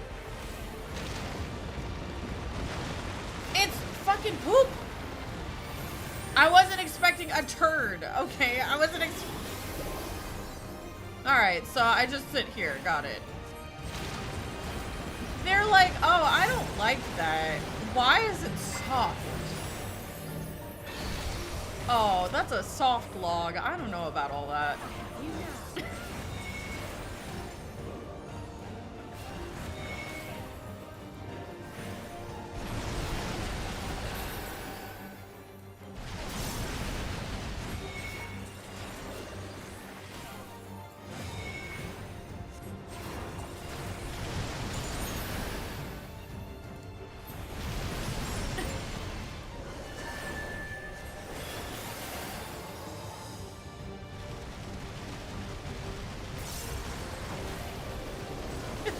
It's all very colorful. I've luckily never had a lot of difficulty with like tight. Oh.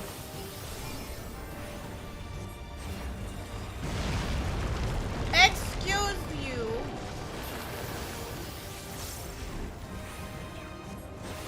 Fall and I won't be able to save you. Alright, you know. So I should have come back this way. Got it.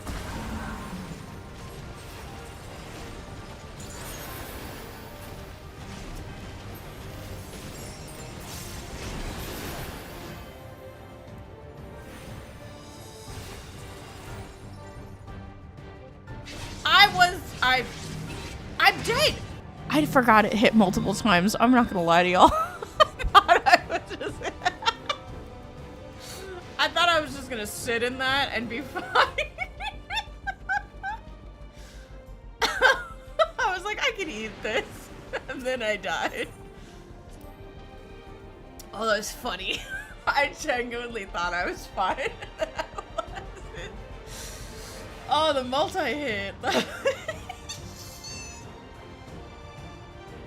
Fucking F. Rip my opener. He's not even that hard.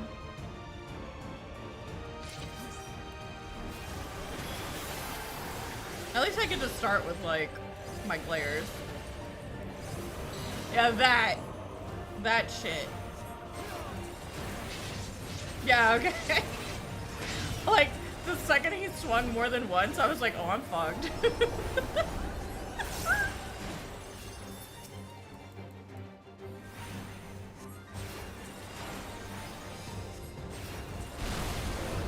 Ow.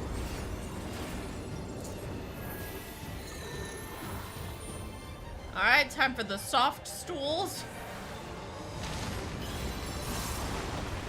I don't much appreciate the soft stools, but you know. I don't know why ah! You know, it's fine. Kryle, my fucking god, Kryle. How am I doing worse this time around? Holy. Kryle just got her ass beat up. Kryle, are you good?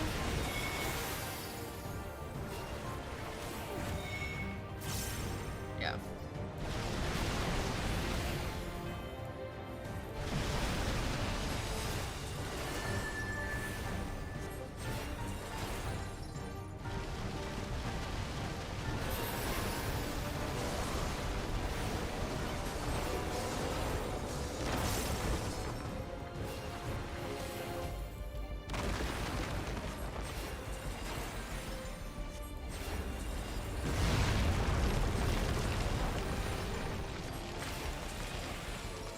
If he alternates here, I'm gonna be pissed.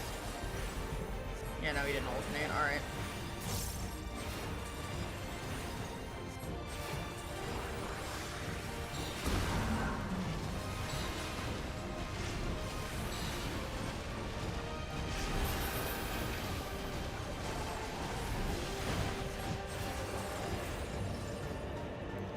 I got you this time, bitch.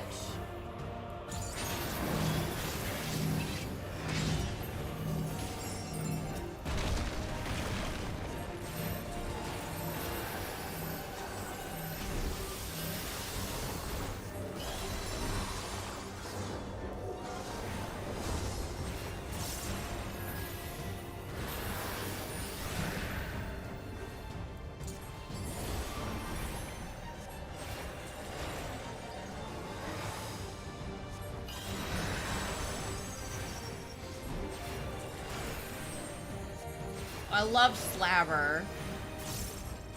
My favorite.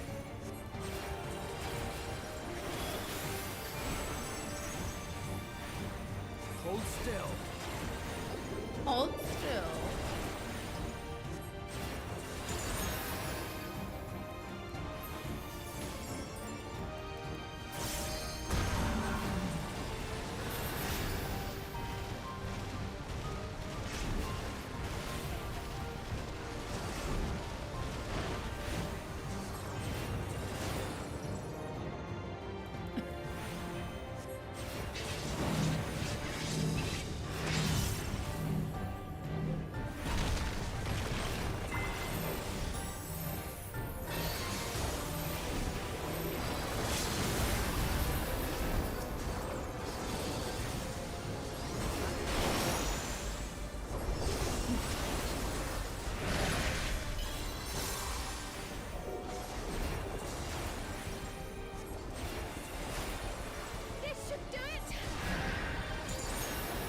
Okay.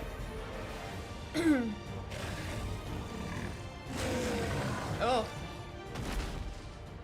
Apparently Jim's entire party stepped in the AOZ as it resolved. Oh. Well, I didn't really like that rabbit kitty, but it's dead now, so who cares? Hi, Wooglebot. See, Galulta was hanging out with Wooglebot. Nice trip down the bottomless pit. Whee. Oh.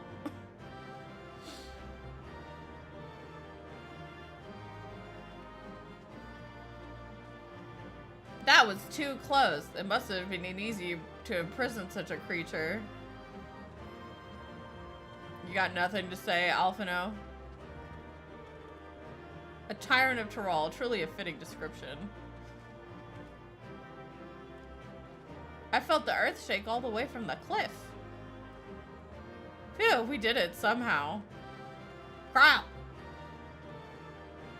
I'm still breathing, if only faintly. Kral almost had an asthma attack, right? So this is the Tyrol Vidrol. Oh, I got a robe. It's not as good as my light heavy coat. What's it look like?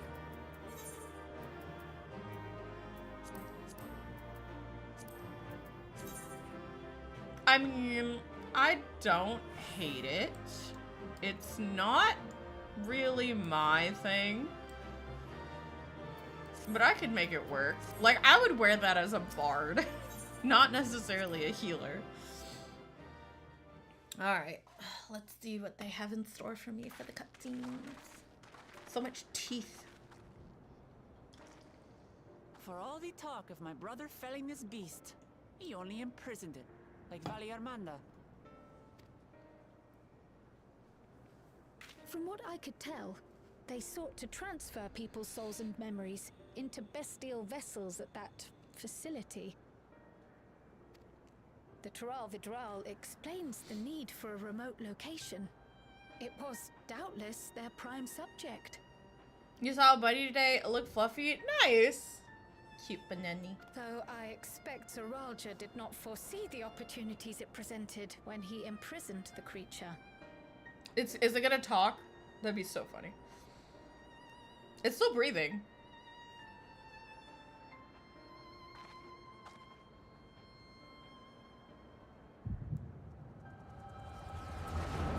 Oh no. Is your name Atticus? And so, in order to prevent the breakdown of the individual, I instead seek to transfer their soul into the body of the beast. Okay. This would allow one to wield the power of a Tyrol Vidral. In theory, our initial experiments will involve lesser creatures. But in time, I am confident we will be able to bring even the mightiest under our control. Hi. And what becomes of those who offer their souls? As they won't be able to return to their original forms, we must consider them lost. But the sacrifice will be worthwhile, for the army you stand to gain will far surpass any composed of mechanical soldiers.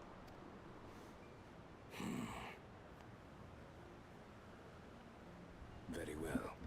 Recruit volunteers and begin at once. See, I think that that's bullshit. I'm pretty sure that if you just augmented the machines, I feel like they would be so much stronger. Granted, you have the issue of Skynet happening, but like, biological beings are always going to be with some sort of limitations. That's the reason why we create machines, in order to overcome those limitations. You need something with strong crushing power, you create a hydraulic press. Like, stuff like that. So, like, I don't know. I feel like the logic on this is a little flawed, but it's fine. Tyrol Vidral were, like, considered, like, godlike in power, so it's probably just... Maybe they are. He doesn't want a strong machine. You, Your Majesty. I shall return to the observatory and see to the necessary preparations. I should have beat him as machinist then, because that would be funny as hell, because that's their whole motto is, why work out when you can just use gun? I actually should have beaten him as machinist.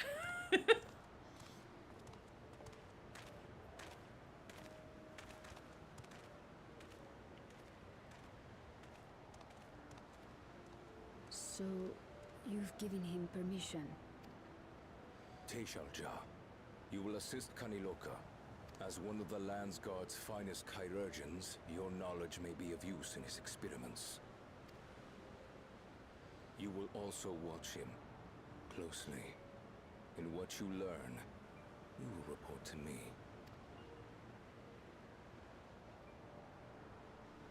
You object to his project? Or are you incapable of performing this duty? No, Your Majesty. Whether we shelter within the dome or expand beyond it, we require great power, but with no one to rely upon. We must take that power for ourselves, even if the means are questionable. I will do as you command. But if Kaniloka's work bears fruit, I wish to beg a boon. What do you desire? A baby! Something that I had accepted I would never have in Tuliolal. Actually, in exchange. Oof. That I believed would forever be beyond me. That it was foolish to covet. But here and now, it is close. So very, very close. She was like, I want the baby! You will give me baby! Perform your duty to my satisfaction, and anything you desire is yours. He's like, fine, I guess we can... I guess we can, if you succeed in your mission. You know what? Get your bag, girl. It's not like she literally has any other option. What I seek does not lie within this dome. Here, I cannot prove the miracle. Oh, my nose. But if what you seek is at hand, then you may claim it, for it has no value to me. Actual sperm donor. Wild. But I mean, it works if it's a transactional thing. She wants a baby and he's like, alright, so long as I don't have to be dad. I want to know why the kid ended up in a wasteland, but maybe we shouldn't say shit. I was just saying, perhaps we should keep that to ourselves. Are you alright? Nar, I need an aspirin. Oh, we're just telling all. Tea spilled.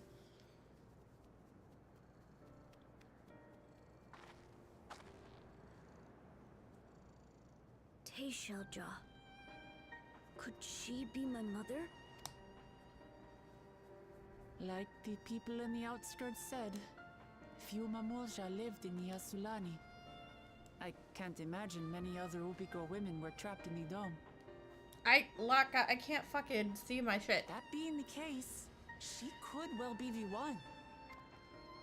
This observatory Kanaloka returned to, could it not be part of the research facility? We might learn something about Teishalja there. That's where we're going next then. That cat is making it very difficult to hit the X button. What's up, fatty? My cutie. My big chonker chonk.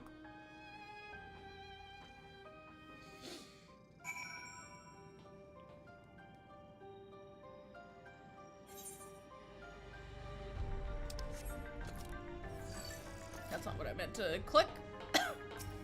Raha says, it seems that Kanaloka was in charge here. From your recounting, he was quite dedicated to Zeralja. Alphino says, the villagers were likely monitoring the imprisoned Toral Vidral at Zeralja's behest, and at some point they became involved in the research of souls. Wuklambat says, Teishalja, you said her name was. I wonder what her story is. Now that the danger is behind us, it started sinking in just how settling this place is. What do you mean it's just starting to sink in? We just fought a zombie apocalypse. Hard to believe it used to be a village. That you should be able to peer into the Toral Vidral's past. I wonder what that implies for the beast's consciousness while it was sealed away. Ghoul just says, I wish I could see into the past like you. Then I could see the people who are gone. Because there aren't any other Mamulja women here. For a long time, I couldn't even imagine that my mother looked like. But when I visited Tuliolo and saw some, it was finally able to picture her in my mind. And one day, I hope I can see what she actually looked like as well.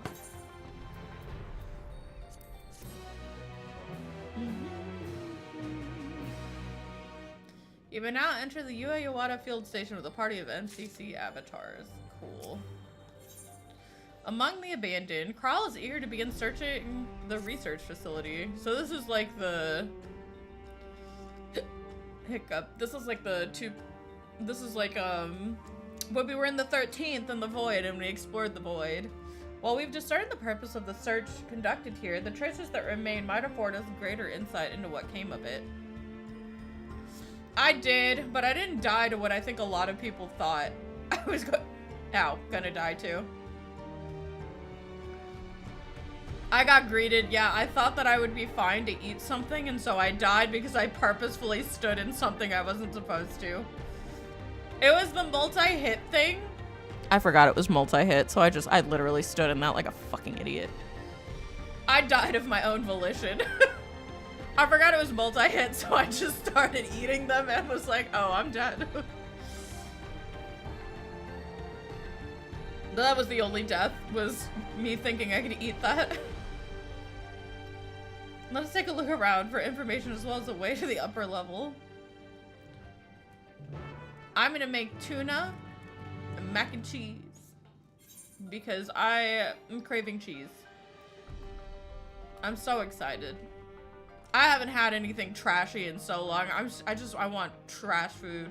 I want like fried chicken, chicken tendies, chicken nuggets. I want mac and cheese. I just want like food that is literally there to just taste good. This place is full of creepy Easter eggs. I'm noticing. To think that people actually volunteered their souls for these experiments, success was far from guaranteed, and even in the best case, they would cease to be men. Was their devotion to Zeral just so absolute? I'm gonna have so much fucking fun just going through this. Like, look at that! Oh, the scenery! If only I could just break...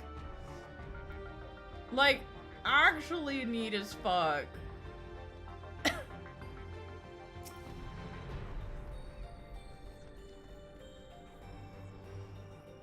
It won't open, and I don't think it'll yield to our shoulders either. We'll have to do it the old-fashioned way and find the key. Why don't I just break it? The red lamps at the door that shows the enemy's shadow before you saw them, it's peak design. It's so good. This is probably like one of my favorite dungeons in a really long time.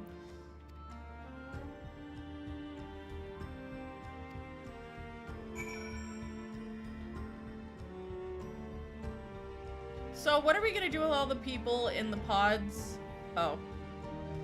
Cause, you know, I feel like we should probably do something about them.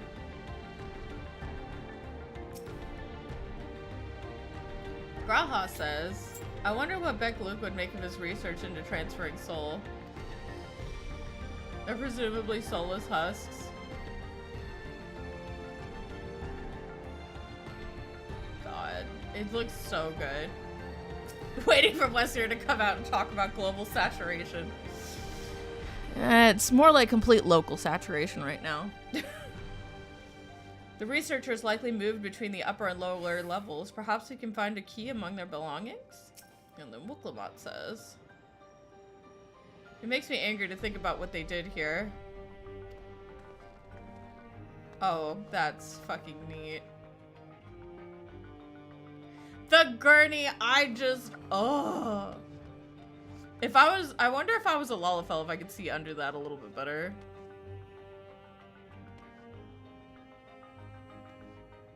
This is so cool. Test subjects journal.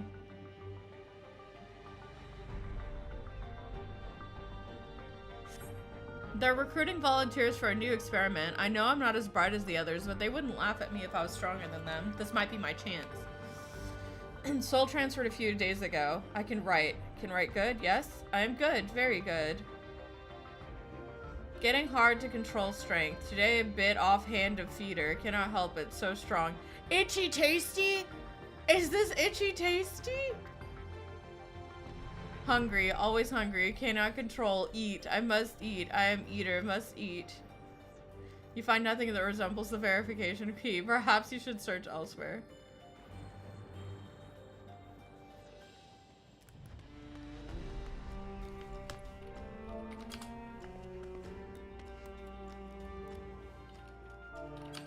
They actually put it in itchy tasty. That's crazy. This is so good.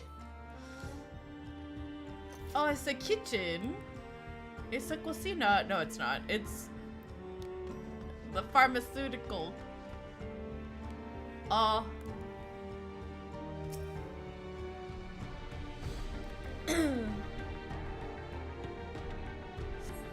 Supplies for the staff are neatly arranged within the cabinet. Among the various items is a manual outlining the regulations and tranquilizing gas to be used in emergencies. You dig deeper and find a verification key. Perhaps it can be used to open the iron gate. Alright, I'll keep looking since you said that I should keep looking for things. That itchy tasty thing is probably going to be my favorite thing though. Hungry, so eat doggy food.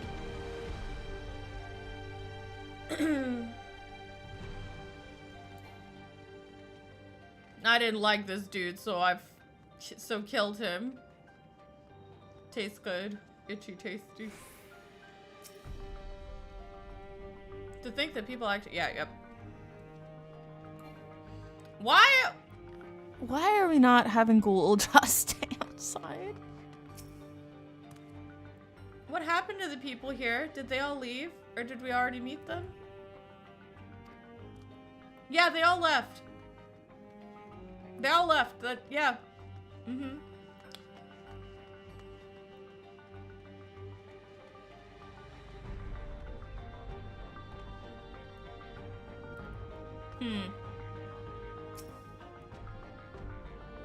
Jesus. Jesus!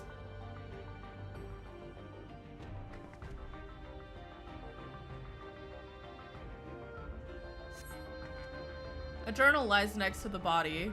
I was transferred to Yoyawada Station in order to train the villagers in the use of electrope technology.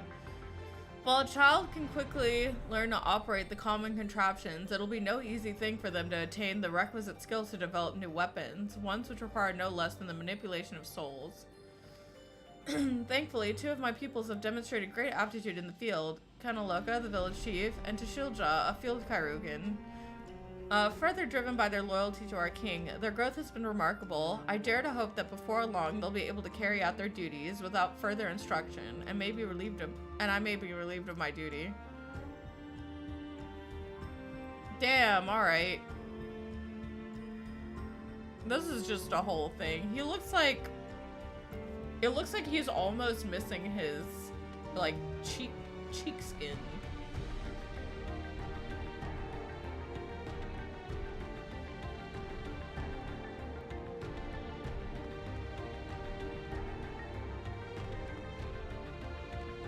Pro-dot mutilated. Yeah, I just passed these rooms. I didn't go in them, so...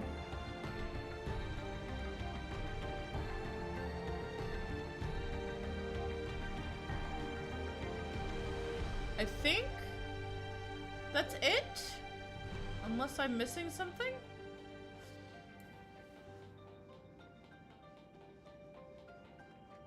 Yeah, no, the red lighting was like such a good thing.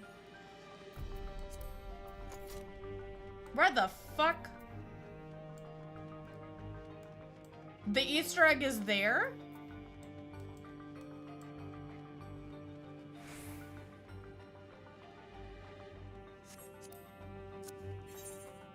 I was already here. Are you sure it's not the Itchy Tasty journal? Because I picked that up already. Yeah, I think that's the Itchy Tasty journal.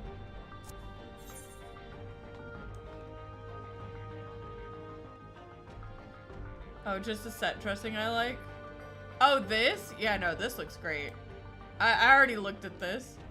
Oh, look into the window by Kryle.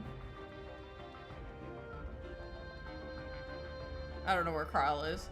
The lights flash over here, which I think looks fucking neat.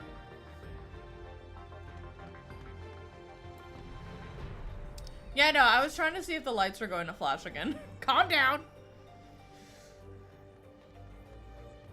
I don't know where Kryle is. The window by Kryle? Oh, here? I said this. Oh, did it move? Oh, okay. I thought that it, like, moved. No, I said that, like, what I said was, I don't know if you've seen Resident Evil 3, but, like, this reminds me of, like, the hospital scene where, like, the hunters are killing everybody in the hospital ward and you can see them through the window.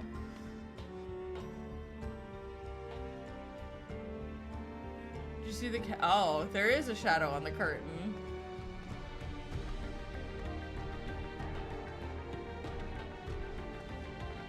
You literally can't see that. There's nothing there. There's nothing there, chat. It's a ghost. It's a ghost. Ooh. Yeah, no, it's so good. Yeah, no, this is probably one of my favorite dungeons they've added in a long time. Great, I'll call the other.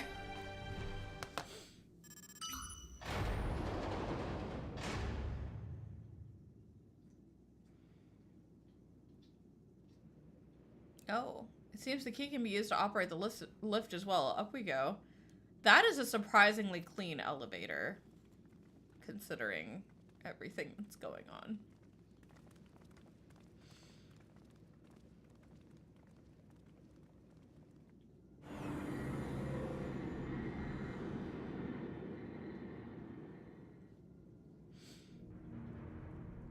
Okay, so they didn't make it here.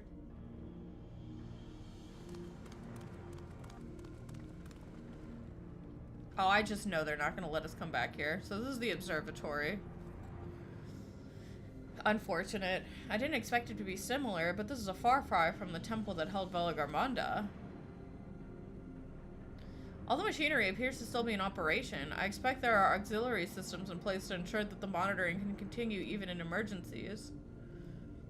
The warnings indicate various anomalies related to the seal failure, most likely. For a blessing, we managed to fell the beast before it could cause harms. Right then, let's see if we can find some clues about Ghoul-Jaw's mother. I love how we're just glossing over the horrors that are happening here. I think I can use this terminal. Shale taught me how. I don't know if we want you to use that terminal. What if he finds, like, pictures of his mutilated mom? I feel like the second we saw the state of this place, we should have left him in the care of someone else while we cleared this place out. I'm just saying.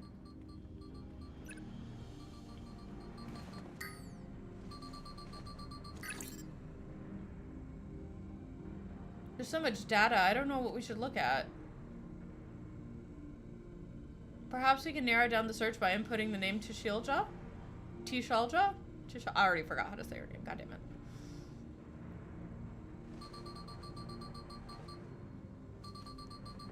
How do you spell that? It brought up a lot of results. They all seem to say the same thing. Tishalja, Administrator of Experimental Treatments, Research Logs. That sounds good, doesn't it? Unless she was being researched on. Chances are the data is encrypted, and even if not, it will take considerable time to go through it all. Then let us take it with us to the back room and have Shale analyze it. Do not let the baby read logs on human experimentation.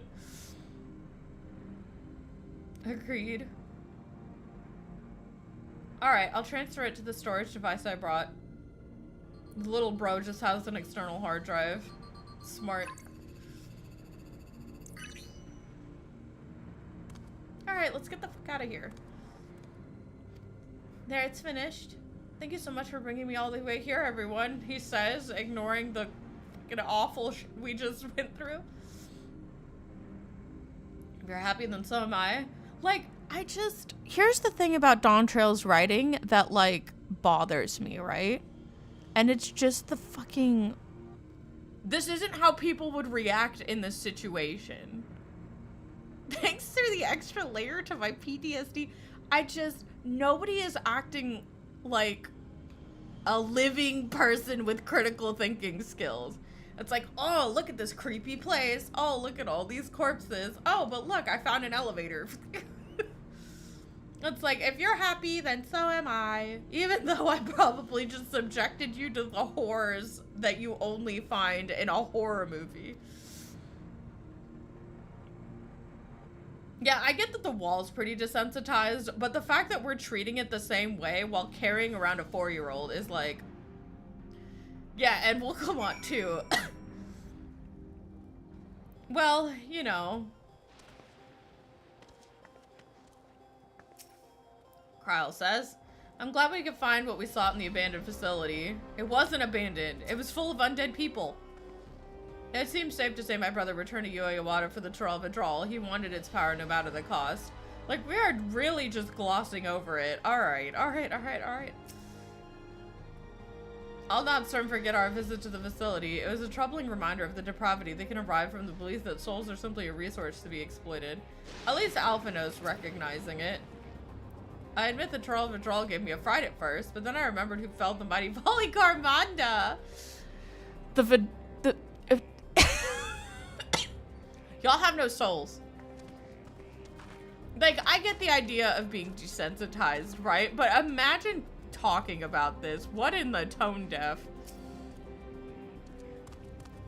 Keylissa is really good at giving the hover cargo. I wonder if I can learn how to drive it too. We're talking about hover cargo. Nobody's gonna talk about it. Okay. And here we are. The authorities will doubtless wish to be informed about the facility and its contents. But first things first, let us deliver the data to Shale. No, I think we should talk to the cops immediately. Unless the cops are with the old guy that's probably got the research, and so he's gonna, like, do something with the people. Like, I'm pretty sure that's where we're going with this. But, you know, tis what tis. I mean, everything's dead. The cops can write a report about it later.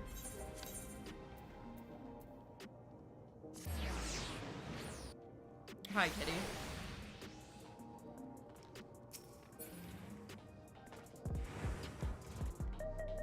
I keep going to the wrong fucking place. Hi. It's okay. Calm down. I keep going to the wrong spot. I keep going to the wrong spot. You're heading to the back room? Yes, I'm head to the back room. Alright, let's just talk to Shale. Welcome back. Cool is just already giving me the storage device. It looks to be a wealth of data, all of which is encrypted, so we'll need time to process everything. In that case, Alzai and I might take ourselves around the city and check on the people. If you make me talk to people, their mood has us a bit worried. I don't know if there's anything we can do to help, but we'll see. Understood. I'll let you know as soon as I finish my work. Thank you. We'll see you again soon. They're gonna make me walk around and talk to people. Geode's concern is writ plain upon his face. Alzai isn't wrong. The mood out there is still grim. Some of the Chirali remember a time before they were dependent on the soul system. But even they're unsettled and wondering aloud if they'll have the chance to reunite with old friends and family before they pass on. With good reason, too. Their journey home won't be an easy one for those who've grown old. That's why it's mostly been younger folk who've been leaving for Tyrol, ones with no elders to care for. Word of that problem has reached us in Tuliolal. My brother is doing all he can to see Jacques Tyrol Railroad restored to operation so that people may come and go more freely. Unfortunately, the tracks go as far as the Vanguard, so some traveling by foot will still be necessary. Even so, the railroad will make things a sight easier. How long before it's back in service? I couldn't say. When I left for this visit, Kona seemed reluctant to make promises. Well, Shale's working on the data. We could go and see the state of it for ourselves. Okay, good. To Shaloni Station, then. I'll make sure to keep Kona informed. Okie dokie. I was gonna say, if they make me go talk to a bunch of sad people, like, I get it. People are sad. But I think if I was sad because I lost somebody who was important to me, I wouldn't want some rando coming up to me and being like, hey, what's up? I was just saying. Kitty, no. Don't be bad.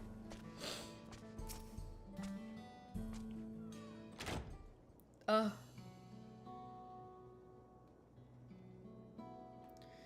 It's the couple. Vow of Resolve and Natty Bunny to boot. What can I do for you? We're hoping for some good news about the railroad. There's an increasing number of people looking to return to Tyrol that can't make the journey on foot. I see. As it happens, the Vow of Reason is also on his way here to take stock of the situation. Speaking of. Ah, scratch the on his way. Hey, it's Aaronville. That is a fit, you know? I don't hate it, right? But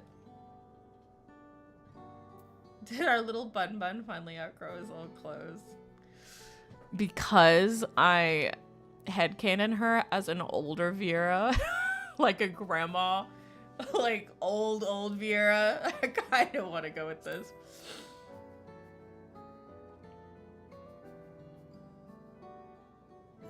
Stop that. As you will know, my previous attire was that of a gleaner, and I've chosen a different path. It was time for change.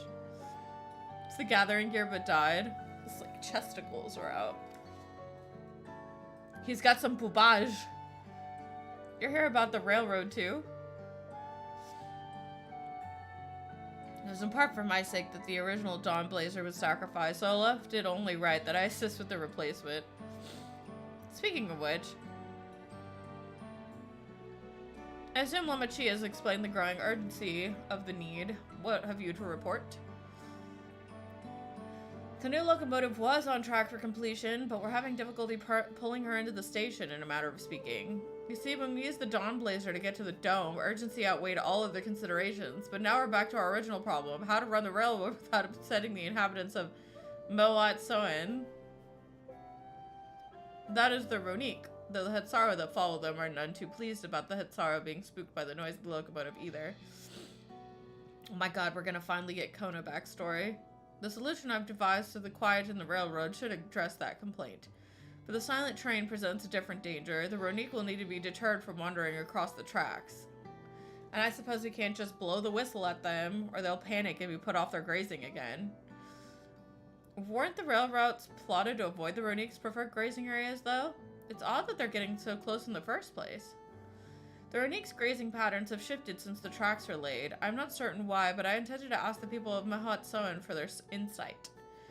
As a major proponent of the railroad, I have a duty to assist in this matter, and I too would hear what the Hetsara have to say about it. They're the ones most affected, after all.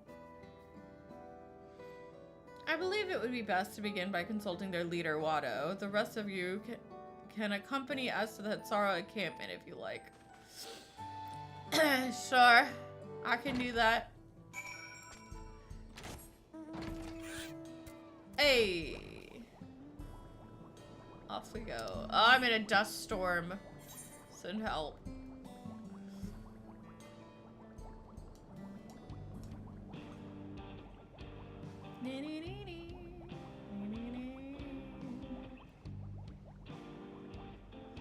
I hope I finish the MSQ today. Because, like, I really should start dinner at, like, 2. And it's, like, already 12:10. So I'm like, oh.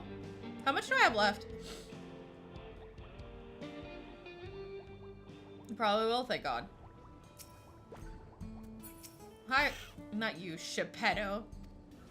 This is Kona, huh? Is this gonna be his long-lost brother? No. That's cat racist. My bad. He's gonna be like, hey dad, I'm king now, bitch.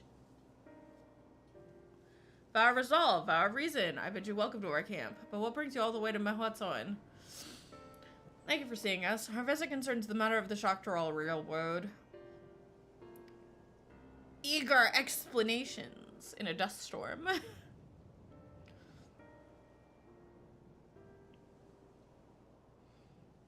You too have noted the Ronique's unexpected change in behavior then. My son Shepetto has been looking into this matter. Shepetto? Normally we'd expect the Ronique to keep their favorite grounds nearby for a while yet, and despite the thorough search, we haven't found anything wrong with the quantity or quality of the grazing. That's a...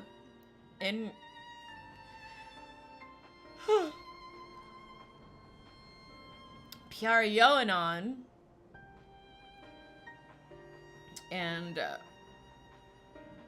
And Yatanani? Yatanane? Yet they refused to keep where they usually would, instead pushing westward towards the railroad.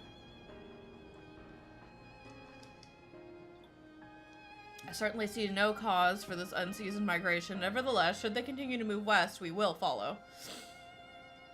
As any true Hetsaro would, I suppose. As you may have surmised, I am of Hetsaro descent. My parents traveled the Ronique as well, though I myself have no memory of the experience. I was left behind as a babe, you see, during such a migration. One of many sacrifices necessitated a nomadic lifestyle, I'm forced to assume.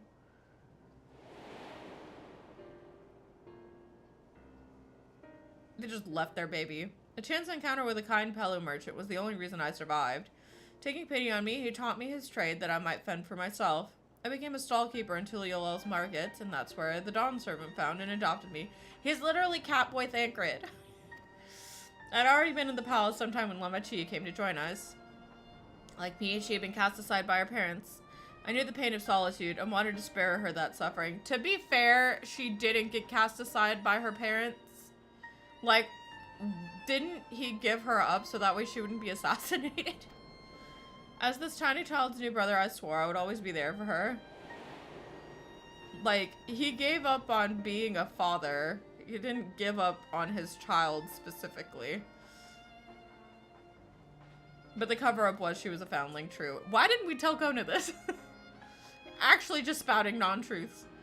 Truly, I've never heard of the Ronique choosing a path so arduous as to force such a terrible decision, nor of any Hetsara willingly leaving their own flesh and blood behind. There must have been some exceptional circumstance.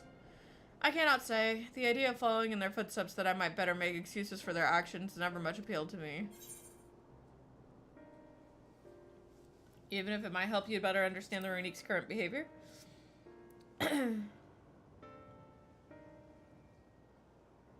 True, but I feel like if I was Booklamont, I'd be like, actually, bro, that's we need to talk later.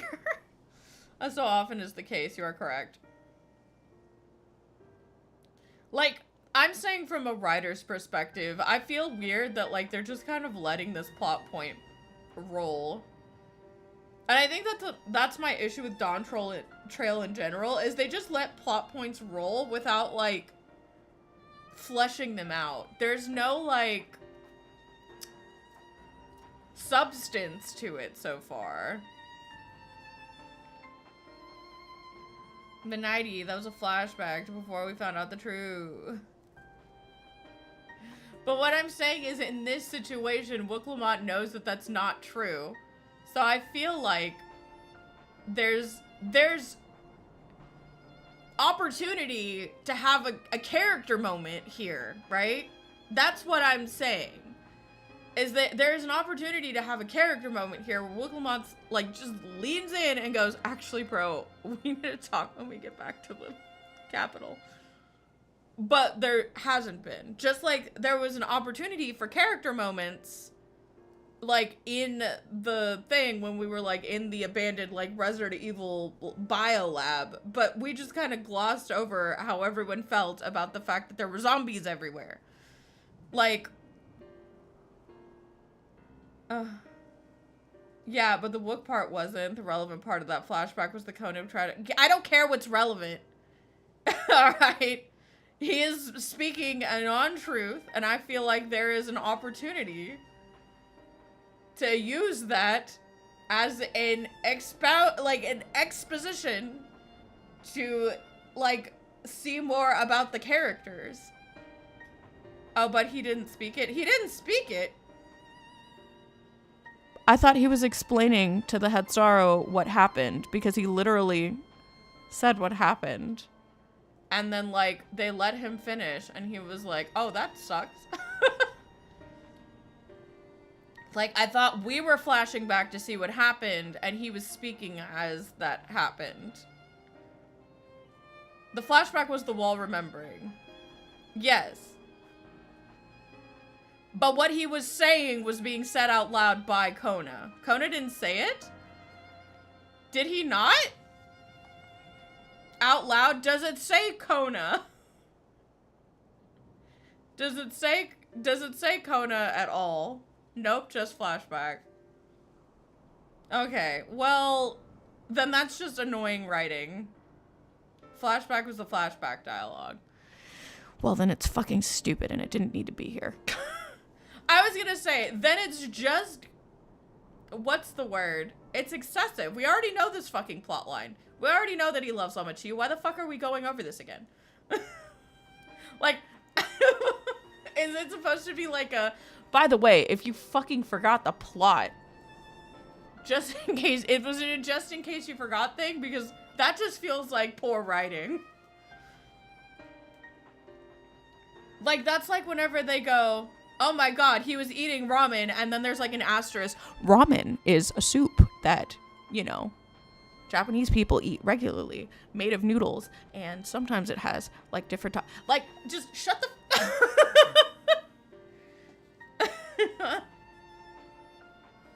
We aren't going over the Lama-Chi part, we're going over the tragic backstory part where he was abandoned and lore dropped while being sad about it. Okay, my issue is that part where he's talking about Lama-Chi and like how he's like, and I swore I would be a big brother to her. Either A, he didn't say it, which is what you're saying, and we didn't need that. That's excessive. We don't need it. Throw it out, because we already know that. We went through the MSQ. We know how much he cares about Lama-Chi. It was like the fucking center of the stage for like hours and hours of progress. But like, like it just felt like, if you're saying that it was literally just like a flashback, like that like feels like an asterisk moment. Like they expect that the fucking readers slash the people playing the game, for those of you who are stupid and can't remember, here's this. Like, there's a reason why shows that like are week to week have the previously on this and next time on this, like at the beginning and the end of the story. It's so that way you don't have to fucking stop the story, hit the brakes, and go, hey, by the way, you remember this thing? This thing happened, you remember it? Let's go over this really fast for those people who don't remember. Like, I just Keikaku means plan. It's literally giving Keikaku means plan. And so that's why it bothered me, because I was like, that's just fucking weird. Nadi can't find her way around with the map and compass, but she gargles lore and story like no other. Literary analysis is one skill. Figuring your out, navigation is another. Like, they are two different skills. I have navigational issues. I will admit that. But literary analysis has nothing to do with navigation, so I don't know why you're bringing that shit up. Oh, my nose. It got all fucky. I missed. And refused to learn of one's country's treasured traditions would make me a poor Dawn servant indeed. I'm not mad at it. It's just y'all got super defensive, and I was like, I don't like this part. Please teach me of the Ronique and what they mean to you. I promise to listen with an open mind. We would be delighted. In the meantime, your companions are welcome to look around. I don't want to look around. I just want the story to continue. I've already looked around. I looked around in the MSQ. Will you learn of Hetsaro culture with me? I guess. I should like to approach this with the fervent curiosity that you and my sister share, but it would be useful to know where I am doing correctly. Then it's settled. You'll learn more of the Ronique, and we'll have to look around the plains. And perhaps the process will find answers we seek.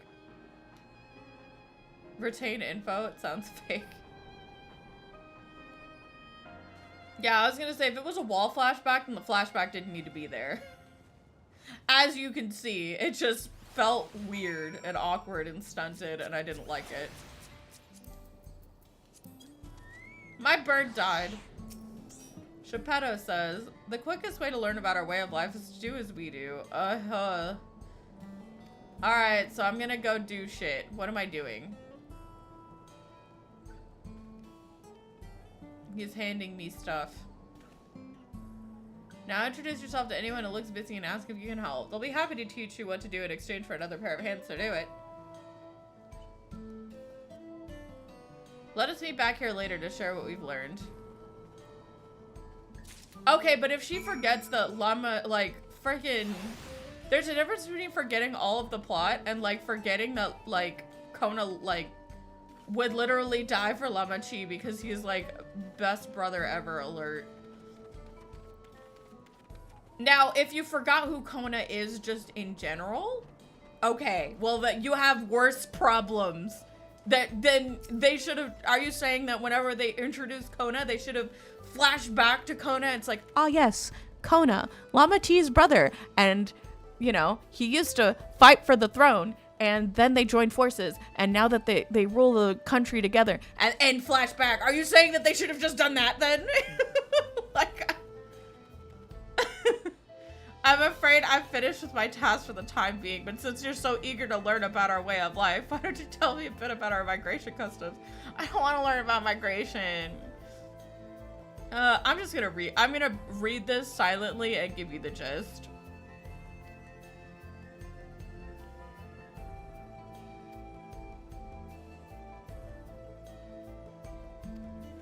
Okay, so like apparently like the Hetzaru, they follow these little fucks, but sometimes they have to get split up because of how wide the herd is.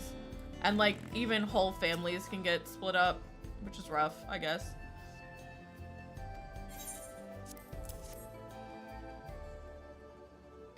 Alrighty, good night, Fox.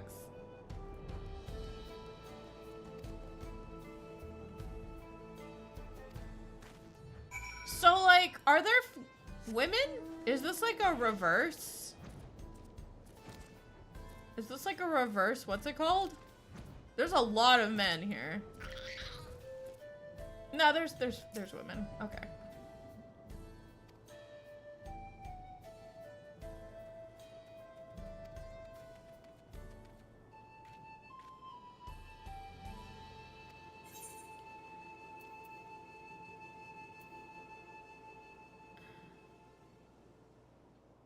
Is it dung again? To make soap? I would assume fat.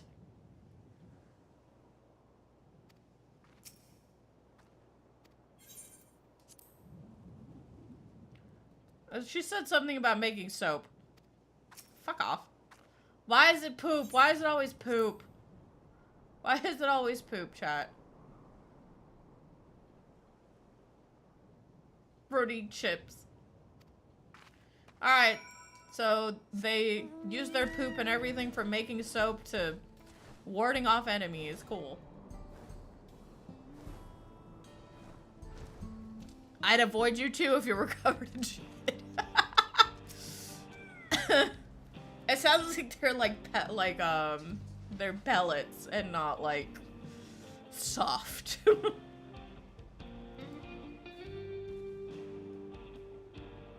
I'm gonna brush him.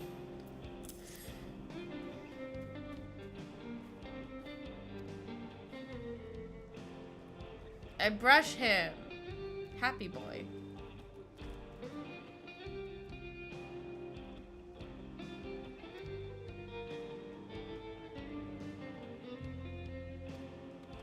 Okay, cool. I suppose.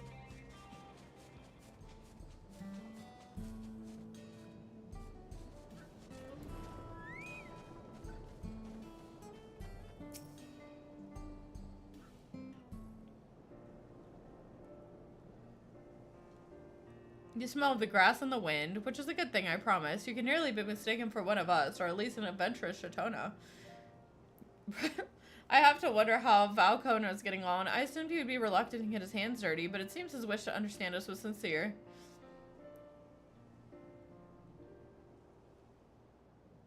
Oh, there he is now. Do the cats just like them?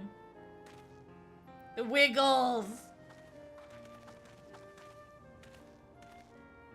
Apologies for my tardiness. I was tasked with grazing the Renique and ended up at a rather far afield. I found myself wandering hither and thither with my companion's inclination. To force us back to the trail seemed inappropriate. How's your own work? Have you anything to share? Poop.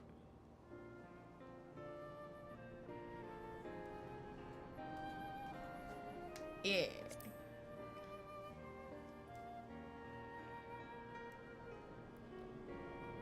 Indeed, the Ronique provide for the Hetzaru, and in turn the Hetzaru are good to the Ronique, just as family should be. Mine was not the only way, though at times I lack the experience to know otherwise. My inability to conceive of how a decision might be right does not mean that it is wrong. My parents had a duty to the Ronique, as they did to me, and so I wonder if their leaving me behind was not so selfish an act as I once believed. I just don't understand why you would leave the baby. It's a baby! Just put it in a papoose! Unless they were going somewhere super dangerous. I have no way to know, of course, and regardless, this has no bearing on our present concerns. We're here in service of the people of Tyrol, after all. Nevertheless, I thank you for helping me find deeper meaning in what we've done today, and I will endeavor to remain curious, especially where the Hetzaru are concerned. I'm glad to hear that, Falcona. You're welcome among our herd anytime. You know. A drink of bananas. God, I want banana milk.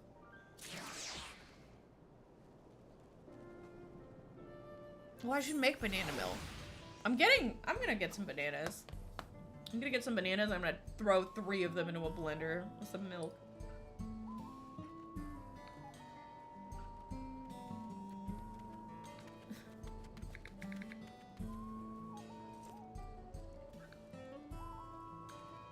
The music is clashing in my ear hole. The warmth of family. Kona appears to loathe to part from his Roni companion. Adopt it! He's like, oh, it's a cute. He's like, I found a puppy. Can we keep him?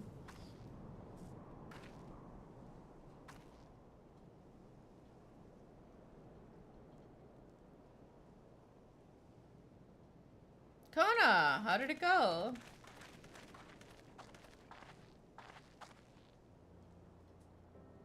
I believe I finally understand the significance of the Hetzaru. He's like, I too would kill everyone and then myself if something happened to this thing, he says. They nourish the Hetzaru as they grow and provide warmth and companionship in a harsh and unpredictable world. They're equal of any man, not beasts to be tamed. Moreover, Ronique are sensitive. Though we may treat their injuries or brush their coats to keep them hale, they must be ever free to follow their instincts and seek lands where they might thrive. The Hetzaru would never cage them, and neither should we. To control their migratory patterns or capture those who wander too close to the tracks is out of the question. Even then it is particularly important to advance our original line of inquiry. Fortunately, we were able to visit one of Ronique's once favored grazing grounds. As we were told, the grass looks fine, but the place is too quiet. It's not just the Ronique, even the birds and field mice have fled. We did encounter one pack of Ceratorophores, but they look to be passing through in a hurry. Typically, that sort of behavior in the fauna would be associated with natural disasters, earthquakes, landslides, and the like. But the Hetzaru would have surely put 2 and 2 together were the case geological. I measured the areas either to be certain. There was indeed nothing to suggest recent environmental disruption, but I did notice one anomaly. A strong etheric signature to the east, moving across the plain, albeit slowly.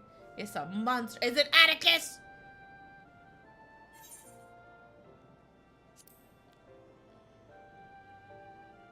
I can't believe it's Atticus. A powerful one, like as not. A predator, given the local fauna's behavior. Time to kill it. One of the raptors we saw looked like it had a bite taken out of its tail. That's something with very large fangs. It couldn't be. A Turretzo? A what? Turuhetso. Let's... Oh! Game, don't get me canceled. Ronique Reaver in the comments on perhaps our people have had several names for such creatures. Fangs that steal Hetzaru in the night. It's another evocative one. Ronique can fend off many predators with their horns, but not the Turuhetso. Their scales are tough as adamant, and neither horn nor arrow can pierce them. Let me at it. A well-toothed carnivore with an unusually tough hide. I cannot recall any such fauna in the region. They usually roam the wilds to the northeast, and most herds will keep well clear of them. I can't tell you why this one's so far from home and its pack both.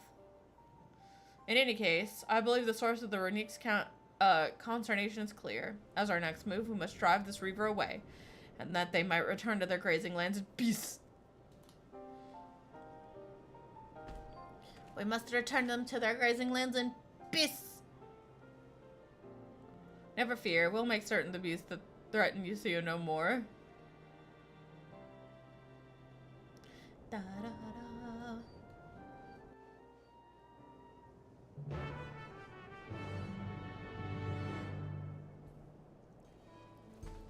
Instance.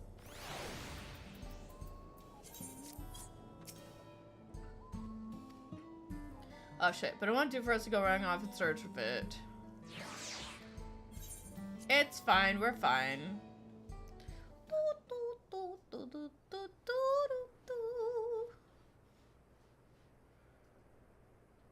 The part where he's like, it's okay if my parents left me for you. Actual dog he's a dog owner. It's fine. That's dog behavior. That's pet parent behavior.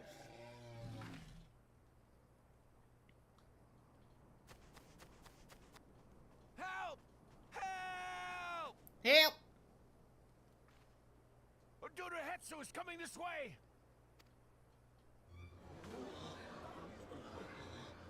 Ah, shit.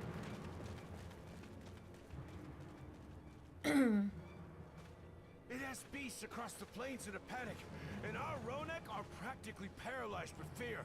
We must get them to safety. We can assist by helping to calm the creatures. Once they're less agitated, it should be possible to hurt them. And after they're out of harm's way, we'll deal with the Ronek Reaver.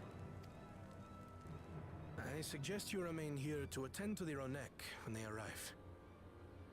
That's Ronek. Alright. They'll be safe with me. Please, be careful out there. I'm starving.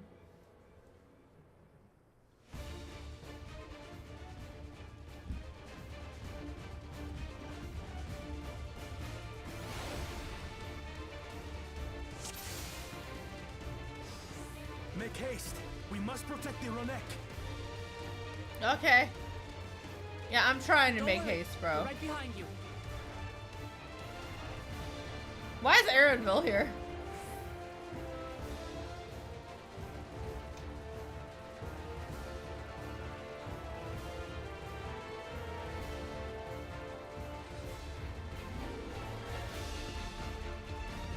There's one.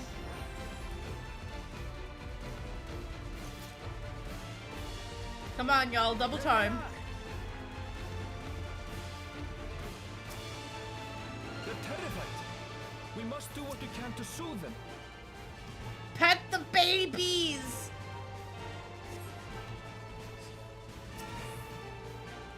Pet the babs.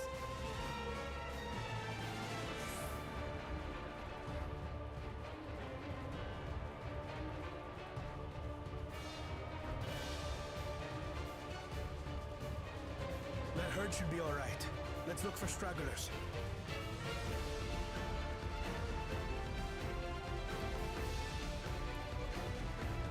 The Ronek are to rally too. None shall be left behind. This just reminds. This is actually like. He's like, alright, but pet though. There must be something up ahead. Come! Hey! Pterodactyls, leave my new golden retrievers alone. These are no match for the likes of us.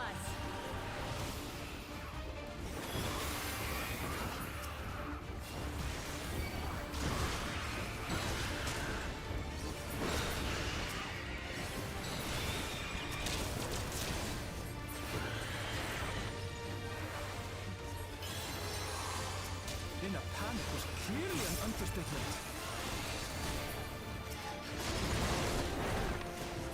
Leave my fucking Rodique alone.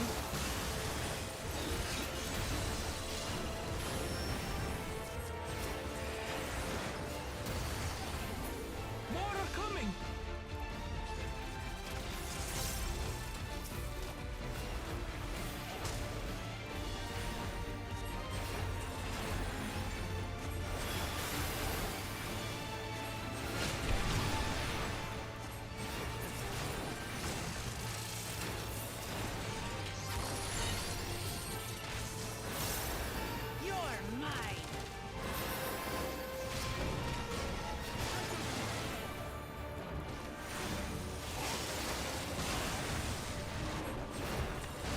Why am I main tank? Oh.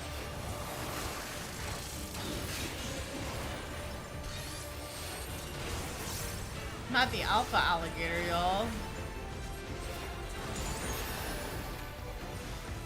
You need to do your Allied Society quest? Ooh.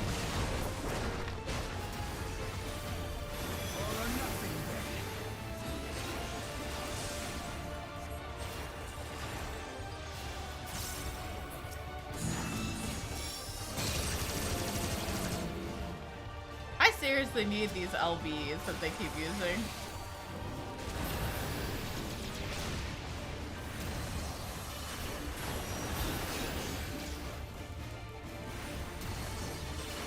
Like, Kona, what the fuck? The funnels. Are these PvP skills? Or do I need to get my machinist to level 100? Cause holy. I thought it was just like the backpack with the missiles. It seems that did the trick. Run. Run, little ones, run. For the fodder, at least. But where's... I know they're not gonna take my blood lily.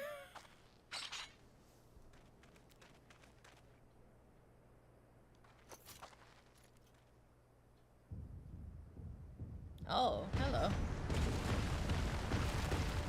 That sure is... We've got a big one coming!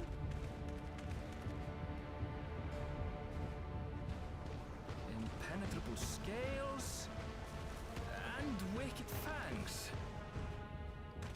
That's a Ronak Reaver, and no mistake.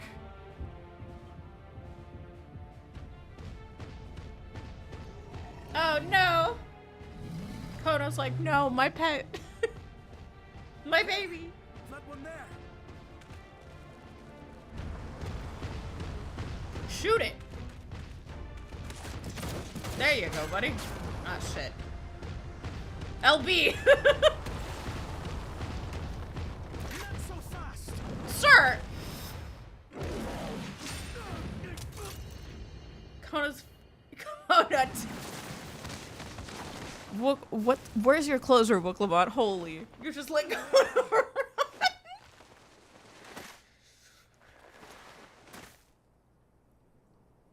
Where's the shot of us seeing that happen? And Should it cost me my life?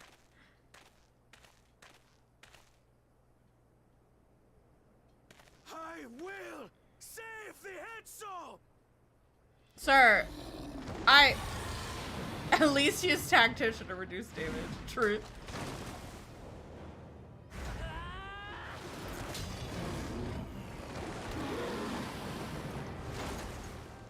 Kona, are you alright? No. Baby. He's a little one. Do not concern yourself with me. Get the Ronek to safety. Okay, he can go. We will stay. There. You've nothing to fear. To fear.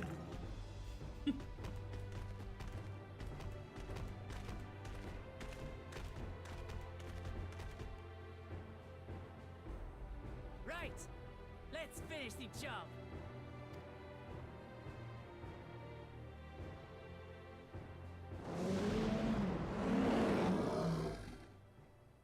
I made a vow to our people.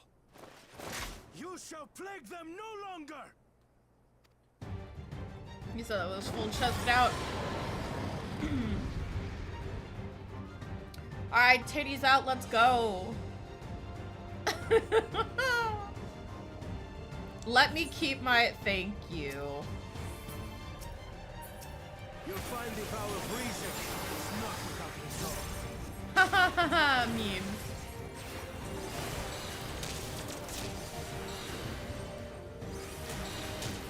Damn it! Not even a scratch! Did I just waste my blood lily also? I need some time to think, will you?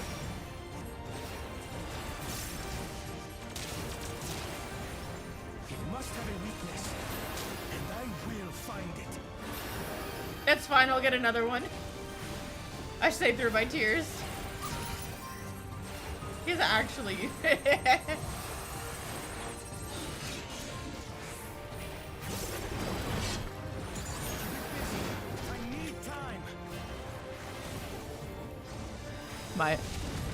My attack's doing like 700 damage.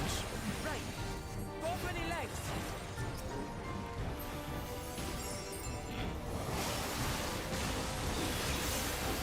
Go for the legs, she says.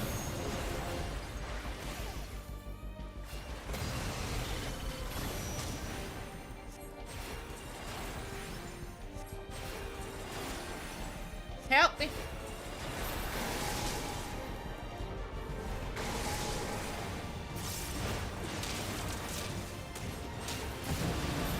So this is definitely fueled by Electro. Or like something from the Thunder Plains.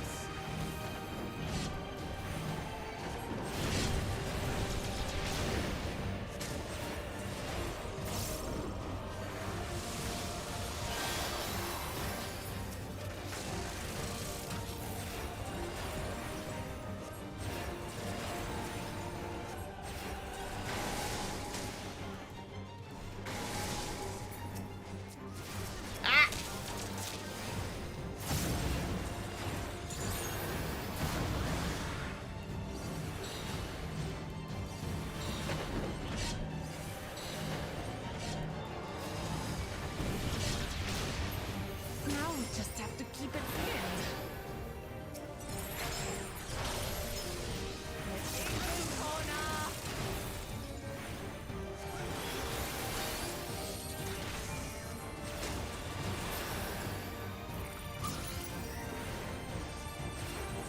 Protective current of ether.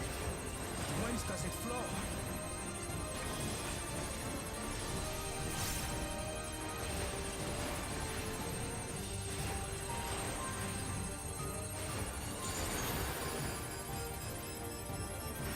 He's hacking the mainframe.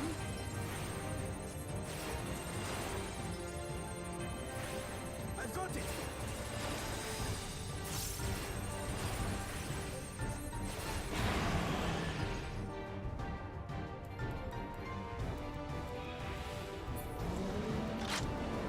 One well-placed piercing round to the chest. He's using the PvP-LB. I'm dying.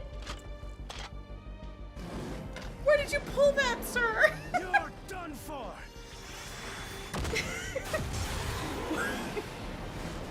This man used the PvP-LB for Machinists. That stemmed the flow of protective ether.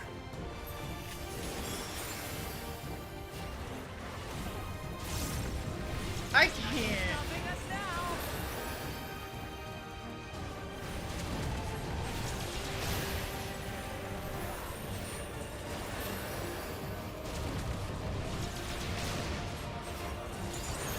Still not backing down, huh?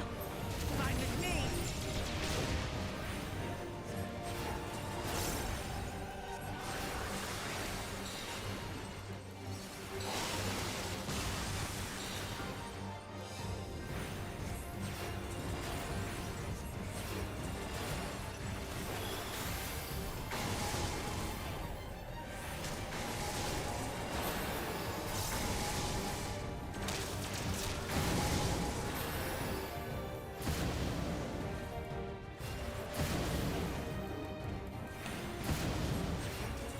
That was funny.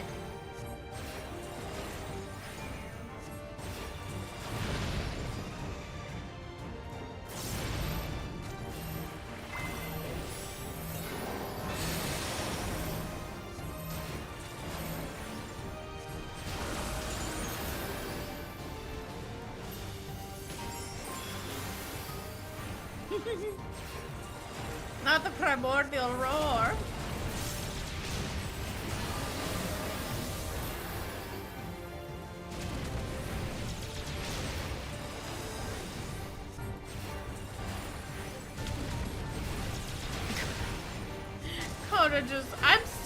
My brain is still stuck on the fact that where did you even pull that from, bro? You must disperse that ether ere the river recovers it. Well, now you tell me.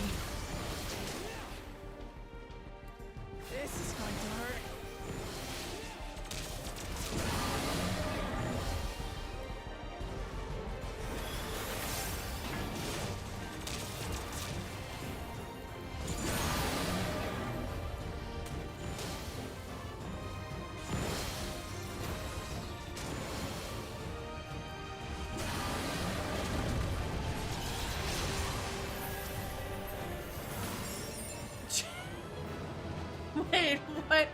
Hold on. 364. My blood lily did 364,000 damage. We did it. The Etzo, are they? My new dog. The Ronek have all made it to Mehua Hetsuan. Hunters are scouring the area for any remaining threats, but the local fauna appear to have calmed down. That's the biggest blood lily I've ever seen. That's a lie. I think there was a... Thank you enough for your timely aid. You, most of all, Bow of Reason. We feared you would be loath to take direct action, yet you didn't hesitate to put your life on the line for our Hetzo. No, I did. I used to get like 175k blood lilies. They're back up to like 140k if I get a direct crit. But that was like 360k. That's a lot more than I've ever had. Like in a normal duty.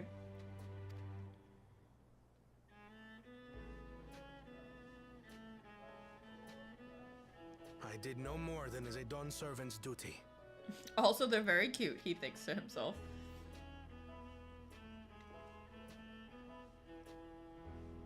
The ethereal conductivity of those scales is astounding. I dare say we could repurpose them to create a device that emits controlled pulses of ether. So what you're saying is we need to Mon hunt up and hunt these things down. Got it.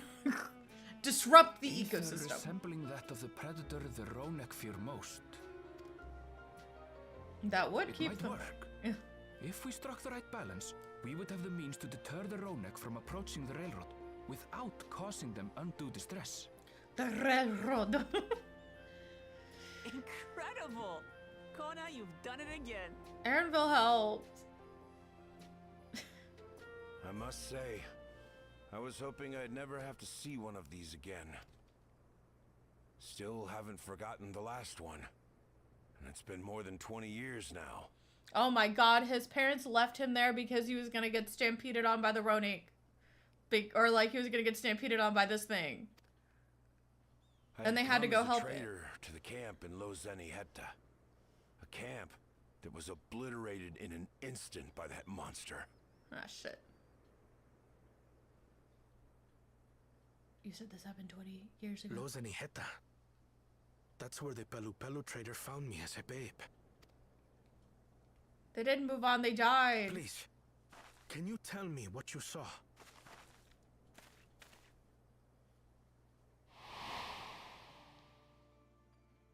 As I said, I had traveled there to trade with our fellow Hetzaro. Like us, they followed the Ronek. And like us, they were visited by a reaver. The fiend struck like a whirlwind in the night. It was chaos.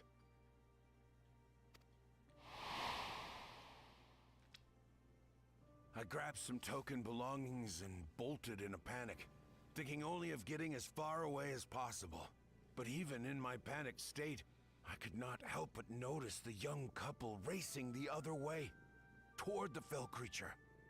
This isn't necessarily a critique of the story they're trying to tell, but I feel like Kona's behavior would make more sense from a writing perspective if he learned about this and then the thing attacked, you know what I mean?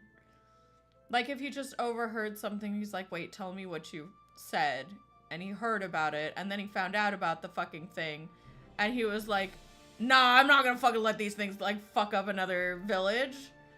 I feel like that would have given a bit more emotional weight had we learned this before we went out and did it, because without it, it feels like he went, yeah, no, I could understand why my parents abandoned me as a child. These things are hella cute. And then it just, like, going, oh my god, not the puppy. Which, I get it, I love pets, and I love my cat, and I would die for her, right? But she's mine, right? She's my pet, she's my cat, she's my family. So it's just kind of like, I feel like if this story was literally before the monster had attacked, and he learned about that, and then, like, he like hard went after it, I think that it would have rang a little bit better.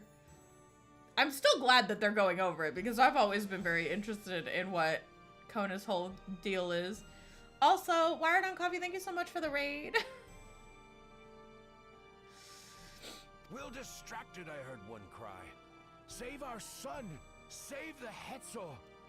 After that, nothing but the pounding of my heart and feet and Rodak thunder.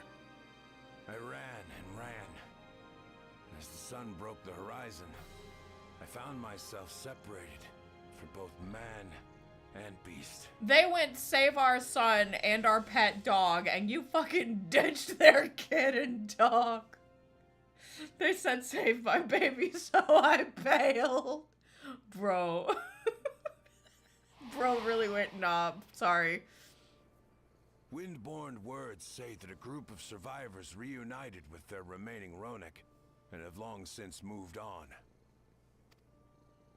But still more were never seen again, including the brave couple. Or so the story goes. Story? You lived this. This isn't a story. I guess it's a rumor, but he's like, so my parents didn't abandon me as a baby. What became of their child? We have no clue. I'm afraid I don't know. But if he wasn't with the survivors, even if he lived through that night, the wilderness wouldn't have been kind to a little one out on his lonesome. I love how, like, they don't. Maybe not. But perhaps a passing Pelu Pelu would. And one day, even a Dawn servant himself. Why is nobody putting this together? Thank you. It took everyone so long. All these years, I was convinced that my parents had left me behind to follow after the Ronek. But now I see, they didn't abandon me.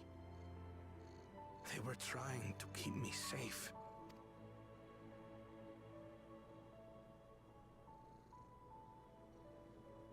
I've wasted so much time resenting them, when in truth, they gave me everything I have today. It is thanks to them that I live to know the warmth of family, even after they were gone. Where's the Pelu Pelu merchant, by the way? Do we know him? Oh, simply. I am Dawn servant. All of Tuliyola is my family. A family I will always protect, as my parents protected me.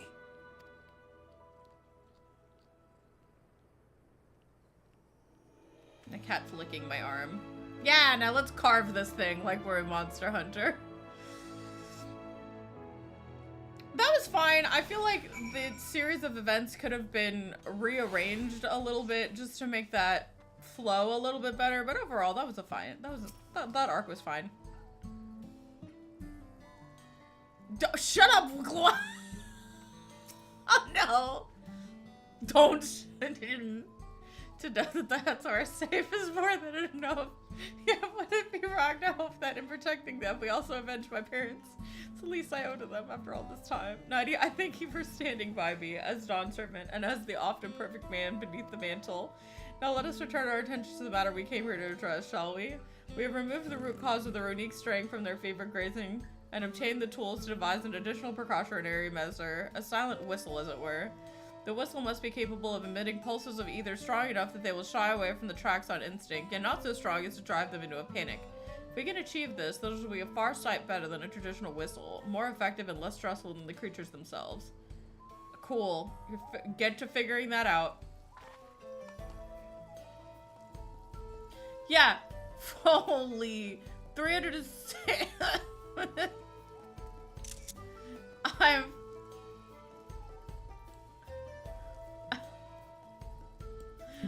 Hang on, I need to like no context post this.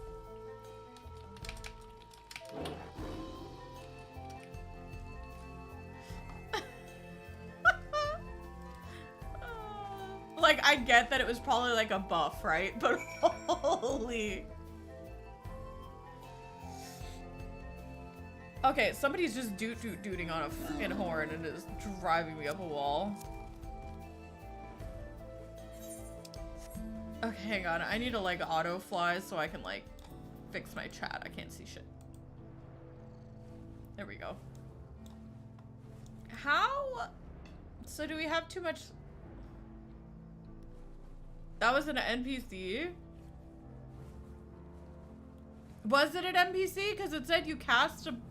It said you cast it and then it immediately like hit the damage. Like was it not me? Where's my fucking Afflatus Misery damage then? Oh, the flute was an NPC. I thought you meant like an NPC showed up and fucking did the damage. I was like, but where's my misery number then? Could you imagine? Someone just comes in and nukes that thing. Random dude number 5. But yeah, no, I knew the NPC was there. I was just like, someone is duding.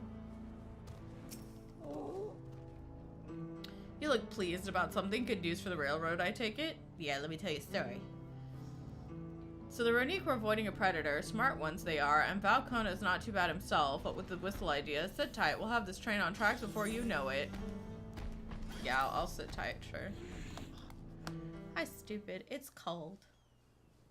Smile! Da da da da da. Let's build another bomb. We're ready to go.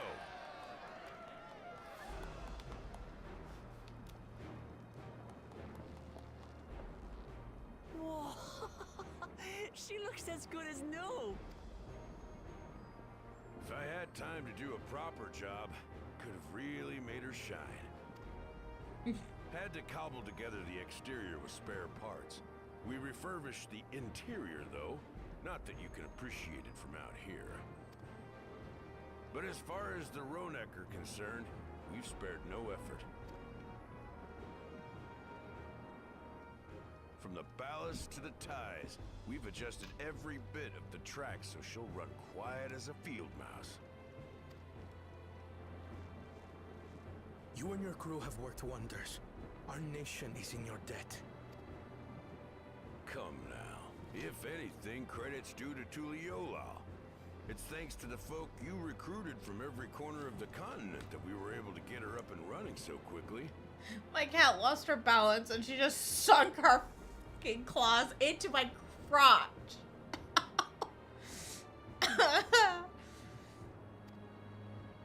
Besides, the ethereal whistle is the true marvel. And we wouldn't have that without the scales you brought us. However grateful you are, know that we're even more thankful. Yay. Right. If we're done talking, let's put this train through our paces.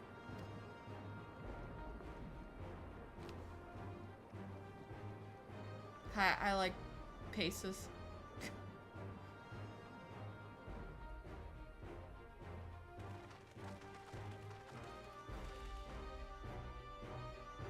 There goes the train, the choo-choo.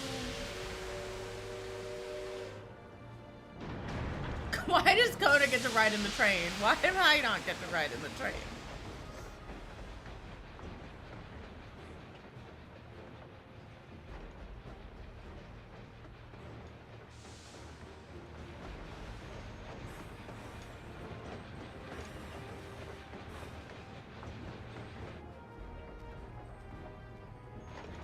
There's a Ronek up ahead.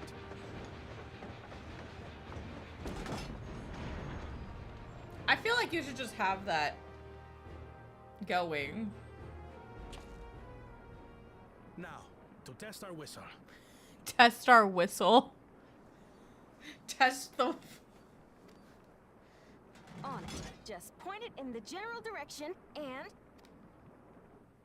Okay, but how are... So we have to stop every single time? This isn't gonna be a very fast train, but alright. We're gonna. I thought it was gonna be like a constant thing. It's moving away.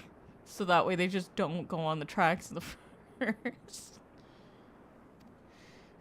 Oh, maybe, yeah. Maybe it is just a test. Maybe that was just on me. And then their vibes. Meanwhile, our friends over there appear wholly unperturbed. Don't want to hit it if it doesn't work. Okay, that makes sense. That makes sense. I'll give you that.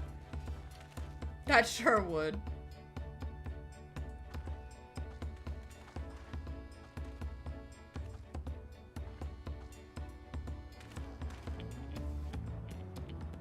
With this, we can alert those who wander too close without disturbing the rest of the herd. A roaring success! In a quiet way, like.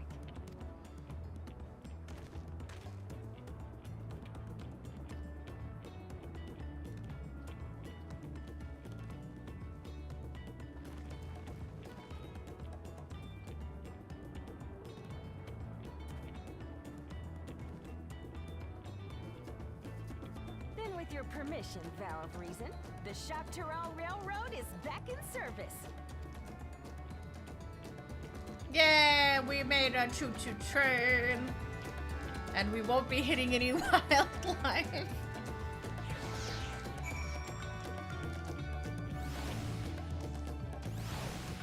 I like not hitting wildlife. For a while there, we were real worried that we'd never get the railroad running again, but now that the test drive was a success, we can breathe easy and start hauling people to and from the dome.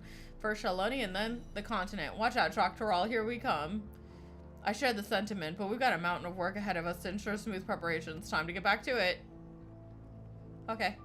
The efforts of all here today have not gone unnoticed. Once more, I thank you.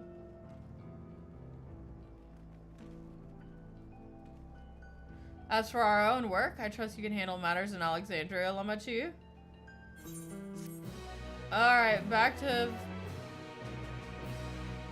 wherever. Oh god, it's not over. Never oh, crossroads, never mind, it's almost over. Never want to stand still, Wook Lamat is ready to race back to Alexandria.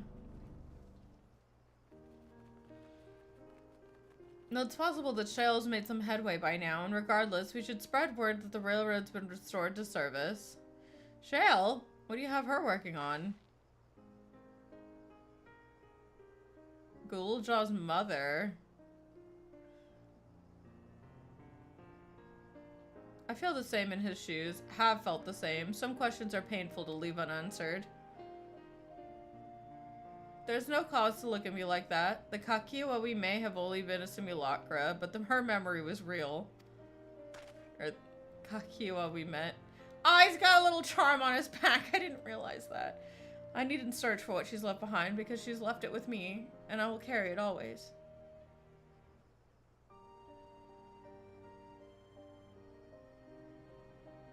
Speaking of things you're carrying, is that a teeny tiny Kakiwa? What? No. It's merely a token from Alexandria. Our friends in Oblivion would not take no for an answer, and that was a good a souvenir as any. Whatever you say, for what it's worth, I think it's a nice way to bring her with you on your travels. I didn't either. Yes, well, you're off to the dome now, aren't you? Thought I might join you for a time, see if there's aught I can do for the people there. Much change though it is, I still consider it my home. Of course, we can give you the full story on the way. I'm starving. I'm so hungry!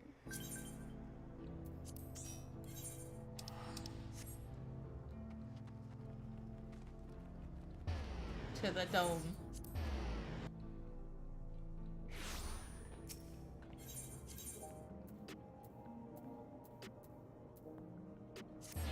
Why did I go here? I went to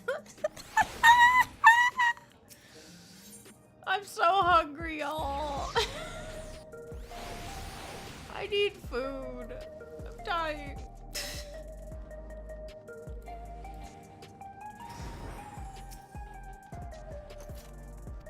Yeah, I'm heading to the back room.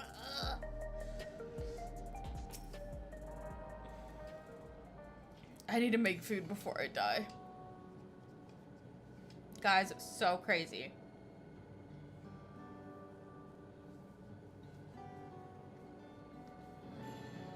A simple yet elegant solution, and thus is the railroad back in operation. Meanwhile, Shale has nearly finished processing the data. She'll be able to share her findings with us imminently. Estrella, there you've been.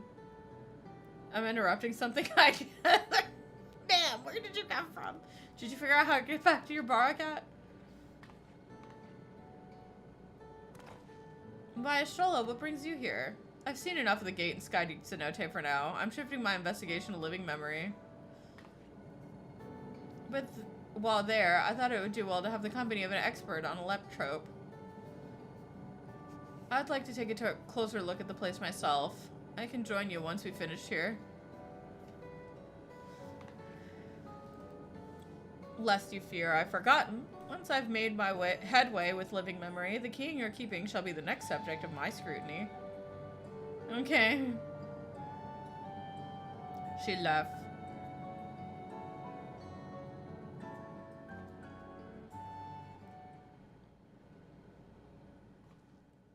There was a mountain of data to sift through, much of it tantalizing, I admit. But it will take time to fully decrypt everything that piques my interest, so to answer our immediate question, I've been concentrating my efforts on the audio saved by Taishulja herself. While I've not listened to it yet, I have a selection ready for playback. Would you like to hear it now? I can't believe it's gonna be her screaming in agony as it gets overrun by corpses. Yes, please. All right. Several audio files will now play in sequence. Yeah, I was gonna say, you should really pre-screen this before. Like, he's 4 or something. God, I'm gonna autoplay because my hands are hurting because it's cold, so I wanna keep my hands in my pockets. My name is Taishulja, and I decided to record this to help me put my thoughts in order, I suppose. It's like, oh my God. Mother? Ma'am? Officially I am. Was a Virgin with the Lance Guard. I was part of a contingent dispatched to Yasulani to hunt a Tural Vidral that was wreaking havoc. After our mission was complete, I elected to remain. It was the perfect opportunity to document the geographic distribution of medicinal herbs in this region. Or so I said when requesting special dispensation. In truth, I could not bear to return to Turyolal. I had hoped to aid Commander Zoralja in the right of succession, but he did not so much as look my way. I was never in contention, of course, one of the nameless many in his army. Oh, she caught feelings. She did have feelings. To go back and face that reality was too much for me, so I ran. And in my cowardice, I stumbled upon this path. A path that changed my life. When the dome appeared, I found myself trapped within. Oh. And reunited with my commander.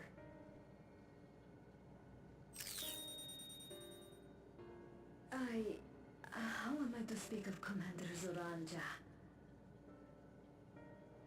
So she did what she...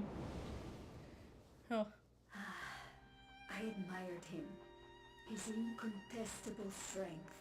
His unwavering focus. He was a man of great passions.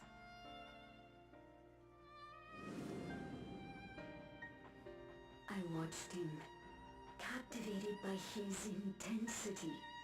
From afar, I would not dare approach. And in watching, I came to know him. I stalked his ass.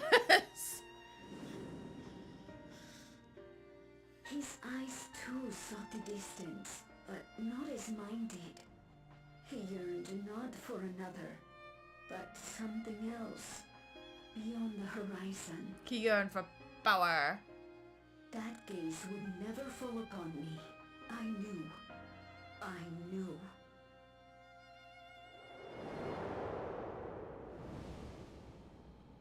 The experiment will soon proceed to its next phase, and when it does, as he promised, I will have my heart's desire. I will have my baby. I want his baby, she said. Today.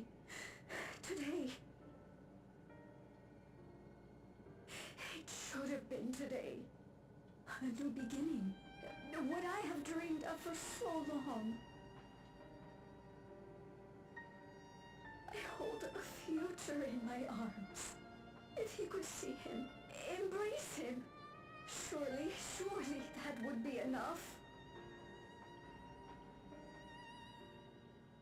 So full of hope I was. A foolish hope.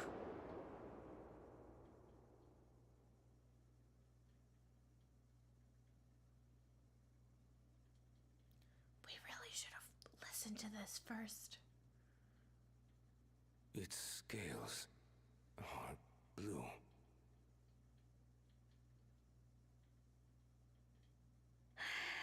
He's your son.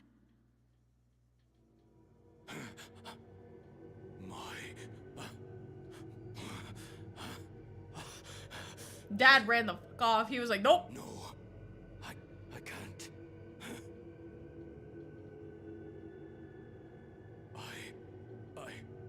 I don't know how. How could I? How? Can I? To raise a child, be a father. I don't. I can't. No. Get it away from me. Get that thing away from me. I really hope that this is just some fucked up trauma shit that he's imagining and not how it actually happened. Uh-oh. It's all right, little one. Papa was just surprised. Oh, shit. That's all. He'll come around. We'll be a happy family. Why the fuck did nobody listen to this first? Can you look at Sheldon for me? The research hasn't been going well, but I can't let him take it out on my baby. Hush now, little one. I know just where I do.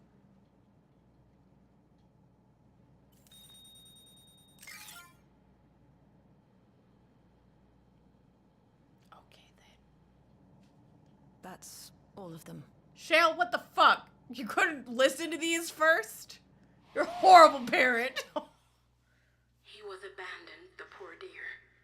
We found him in the drift downs a few years ago.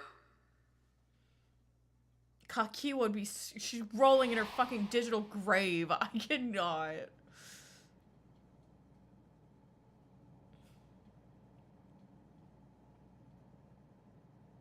We know some manner of accident happened at the facility after this was recorded. Perhaps your mother couldn't come back for you.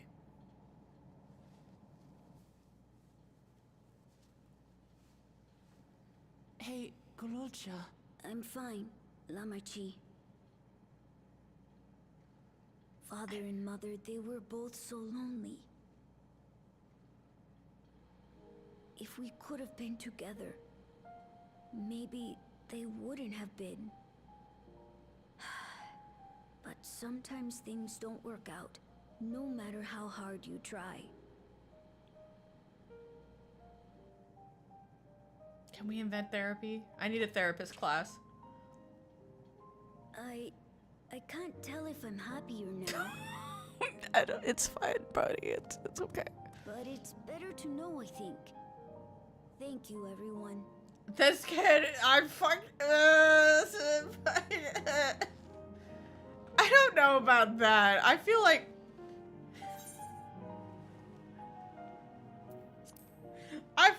this is a when you're older situation.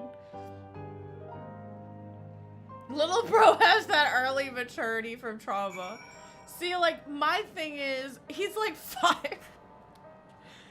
I feel like, yes, it is important for him to know about his family, right? But if it's something like this, I think that it's something that, it's like a when you're older situation, right?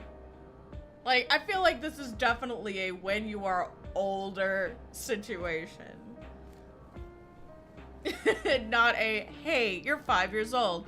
Let me tell you about how your dad didn't want you and just have that shit in an audio file your mom has. Oh. It's offline? Did it die? It says I'm still alive.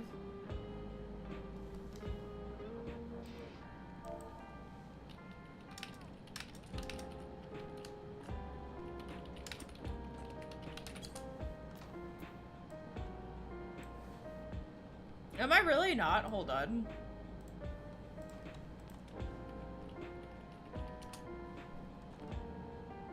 Or no, wait. It came back. Oh, okay. Well, you know, that's fine. But yeah, what I was trying to say was like, I feel like this is a when you're older thing. Like, obviously the kid has a right to know. But I don't think... I don't think this is something that, like... I don't think, hey, here's this audio recording of, like, you know, your dad, like, literally saying, get it away from, like, here's this audio recording that shows that you weren't wanted because he was, like, yeah, he did not need to hear the fucking recording. I feel like this is, like, A, something we should have discussed with him when he was older. It needed an age-appropriate explanation, and then, like, yeah, sure, hold on to them. And I would wait until he's, like, an adult and go, if you want to, like, I have this shit. Like, once the kid hits whatever the equivalent of 18 is, sure, as a parent, go, I have these recordings here. I've told you what's on them. If you want to hear them, you can. If you want, I can also take a sledgehammer to them. It's like, you know, Daddy couldn't take care of you because he was sick and your mommy died. The sick was PTSD. Yeah, like, I definitely feel like putting it in terms where he would understand that he wasn't capable of caring for him and that the mom probably died. Like, I understand the idea of wanting him to know the truth, but, like, you can wait until the kid, like, give it 10, 15 years. He's like, what, 4? He'll be 18 at some point, and then, you know, he's old enough to decide whether or not he wants to hear that shit. The NPCs has some things to say about the recording.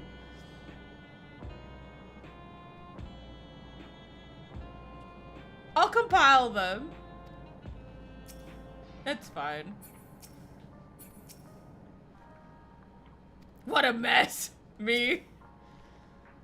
It's better to know. A profound response for one so young. Though I wish he didn't have to be. Ghoul-Jah is indeed wise beyond his years. Yet one never outgrows the need for dependable companions. It's fortunate that he has you.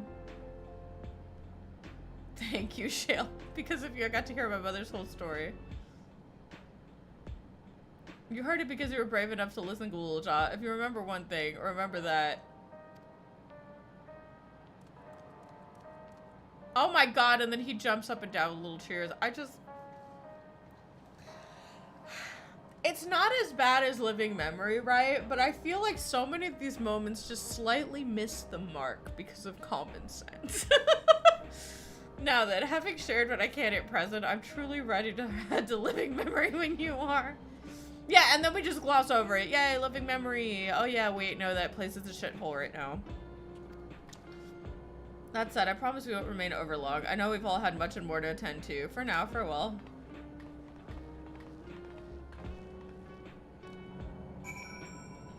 Oh yeah, maybe it did. RIP. A word before you leave.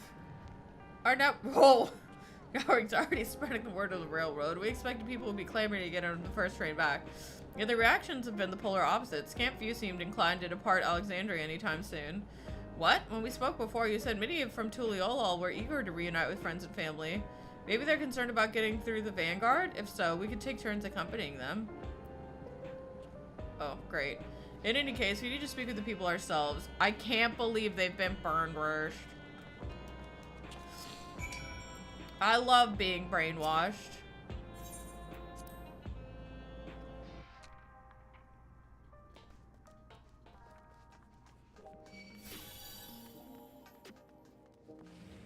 I have to speak with Wukelbot at Lenode 9. Cool. Ugh. Oh, I'm so hungry. I'm getting a hunger headache. Like, bad.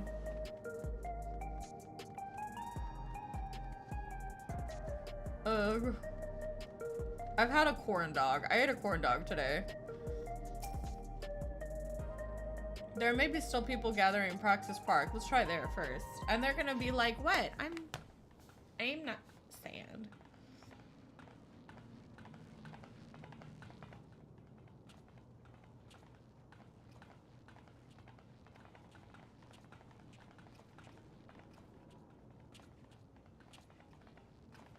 People look uneasy. Did something happen? Oh, no, I want to skip again because my hands are cold.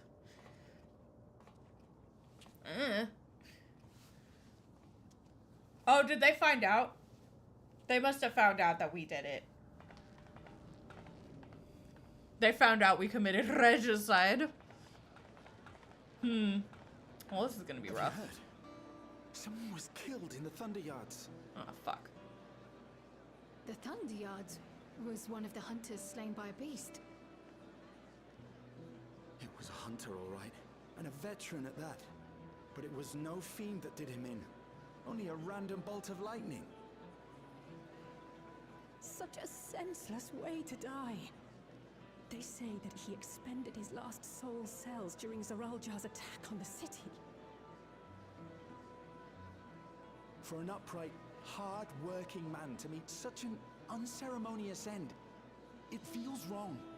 I mean, yeah, that sucks, but it's how life happens. Sometimes you choke on a sandwich or slip in the tub. Won't we? Even if the system no longer erases our memory of the departed, the regulators continue to function. I shan't go before my time. Growing old and passing peacefully with the help of the ushers is only natural. Well, you may think so, but how are we to know? We have no memory of those who have gone. More may have met violent deaths than passed from old age, and we would be blissfully unaware. It could happen to you, or me, to any of us. What? There's a child right there. What are we to do? Spend every waking moment thinking only of how we might die. It's Reed. Great. With time, I had hoped that they'd be able to adjust to their new situation. But it's only gotten worse. I mean, I like how she's sighing in annoyance, but I feel like this is equal to saying that somebody is going to die. Like, I don't think that she recognizes the 5 fucking stages of grief. Because they are currently in the first and second one, I think. Like, they're literally going through, like, I feel like this would be the same thing as if somebody, like, came up to me and said I was dying from fucking, like, I had a terminal illness and I was going to die soon. Like, I feel like they're probably going through the same exact thing. Because they've always had the guarantee that they're going to have a long life and they won't have to experience grief. Now, even, not only are they having to experience grief from death for the first time ever, but they're hearing stories of people dying just from existing and, like, having accidents. And it's not even just that something killed them. It's like, oh, accidents can happen. Like, and that could just happen to anyone. It could happen to me right now. I could literally, like, walk out of this room and slip and fall and crack my head open. It can literally happen to anyone. And this is something that people have to learn and accept because we grow up being somewhat aware of our own mortality, but nobody here has ever had to deal with that. So I feel like they literally are having to go through the 5 stages of grief because they have to face their own mortality, and that's just something that they've never had to do before. Look! It's Queen Sphene! Nani? It's who? Who brought her back?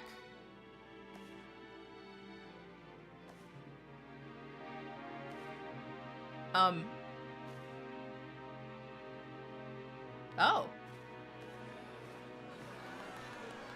Why is Sphene back? What? I thought we shut her off. Help, Queen Sphene! The grown-ups are really upset, and I don't know what to do. I see that you are as kind-hearted as ever, Nico. Never fear. I'm here to set things aright. I figured they were bringing her back. They used their memories of Sphene.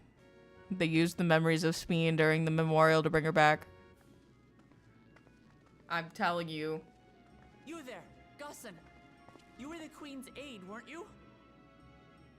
What's the meaning of this? Begging your pardon, Vow of Resolve.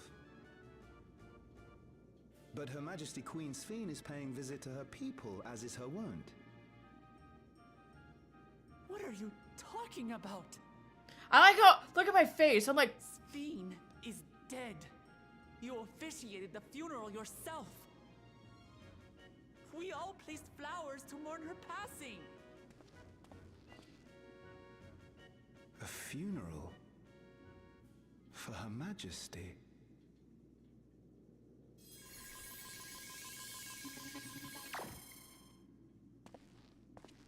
What a curious jest. You know full well that ceremony was to commemorate those lives lost during the attack of Alexandria. Her Majesty walks among her people that she might support them in this most trying of times. Surely that is not cause for consternation.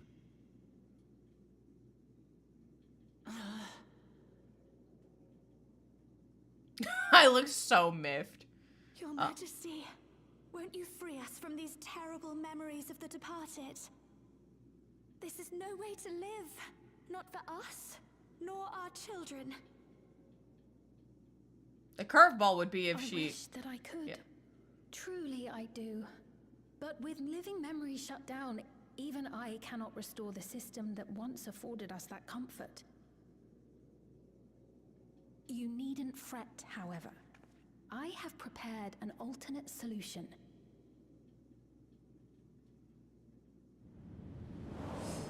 All of us shall be made endless.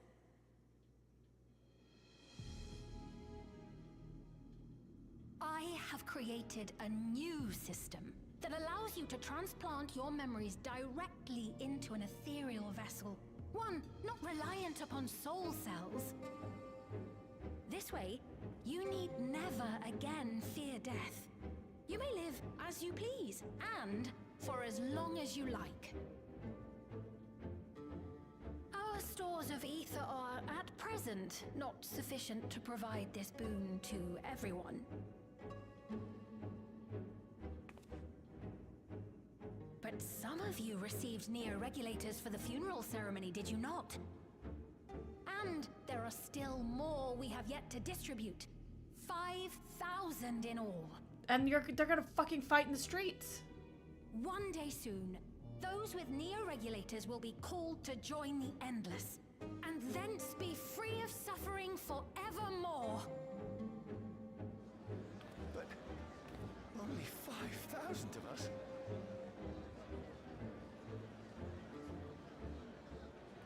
They're gonna...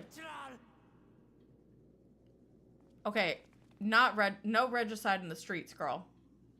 The real Sphene would never be content to save only some of her people. Who are you?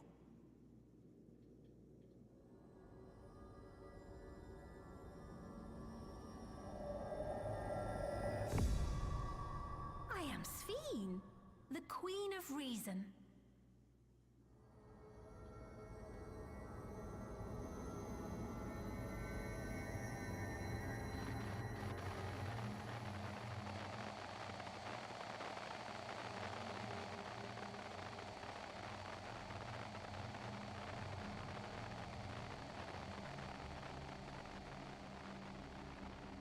I get that they worked really hard on her design, but I wish they hadn't brought her back.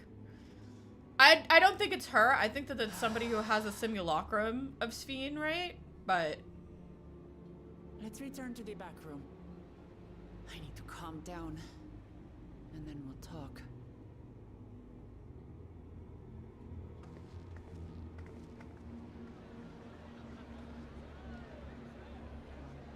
Okay, then.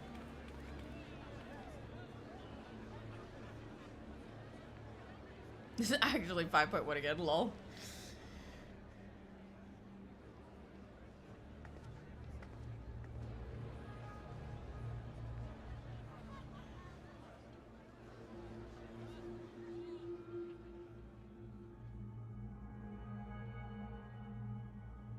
Okay then. Well, anyway.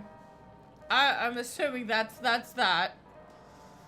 Like, my thought process was that maybe we were going to find out that Gululja's mom finished the research and is going to try to further it because, oh my god, if I can't have my husband, then at least his vision can be restored. I thought that's where we were going with this.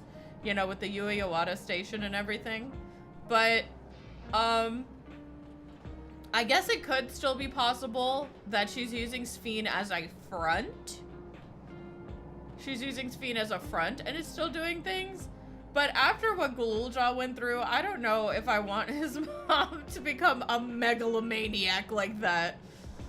But I guess we'll just sit and wait. I don't want to judge this yet. I'm not very happy to see that they use Sphene again, but you know. I guess we'll see. I don't want to judge this too early. I feel like I've been a little judgmental. So, her just being tragically dead is preferred. Truth. So Sphene's here. What now?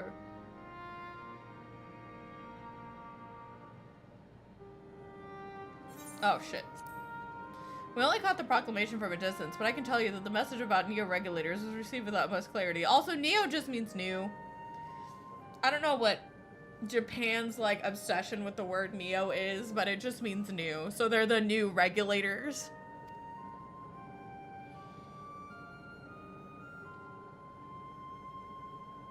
It couldn't have been Sphene. She should have been destroyed when the message terminal shut down. Without a single Alexandrian to bear witness, presented with an identical figure claiming to be their beloved queen, 'tis no surprise that they would choose to believe she's alive.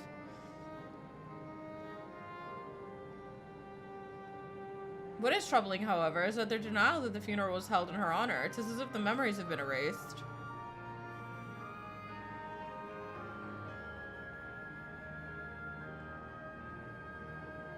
Given that the members of Oblivion remain unaffected, that was likely the work of the regulators, but by whose design? Someone smart enough to play it being Queen of Reason. In that guise, even if some suspect deception, most of Alexandria will be on her side. It's gotta be the mom! We need to find out who she really is. I can't believe it's the mom. It's the mom. It's the mom, or they're gonna pull some evil Kakiwa shit. Well, I agree wholeheartedly. We should avoid drawing more attention than we already have. We must be patient until Oblivion's network turns up a lead, or until our self-proclaimed queen makes her next move. It was a Ronique.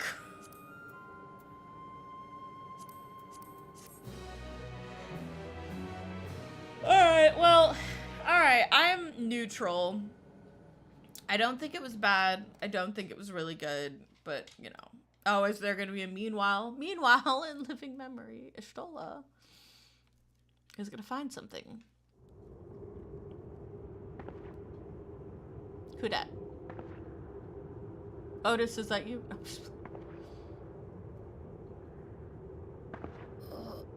Where am I?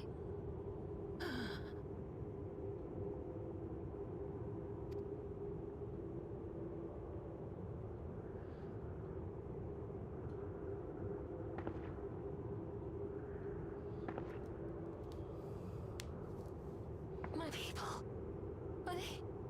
Are they safe? Sphene?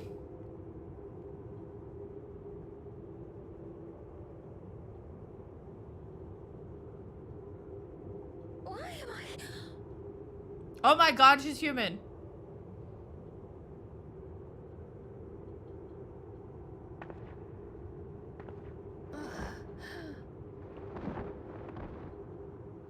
Oh my god, Sphene, the human Sphene was in like cryostasis the entire time. In fear of death, the people turned to Queen reborn, their fates to learn.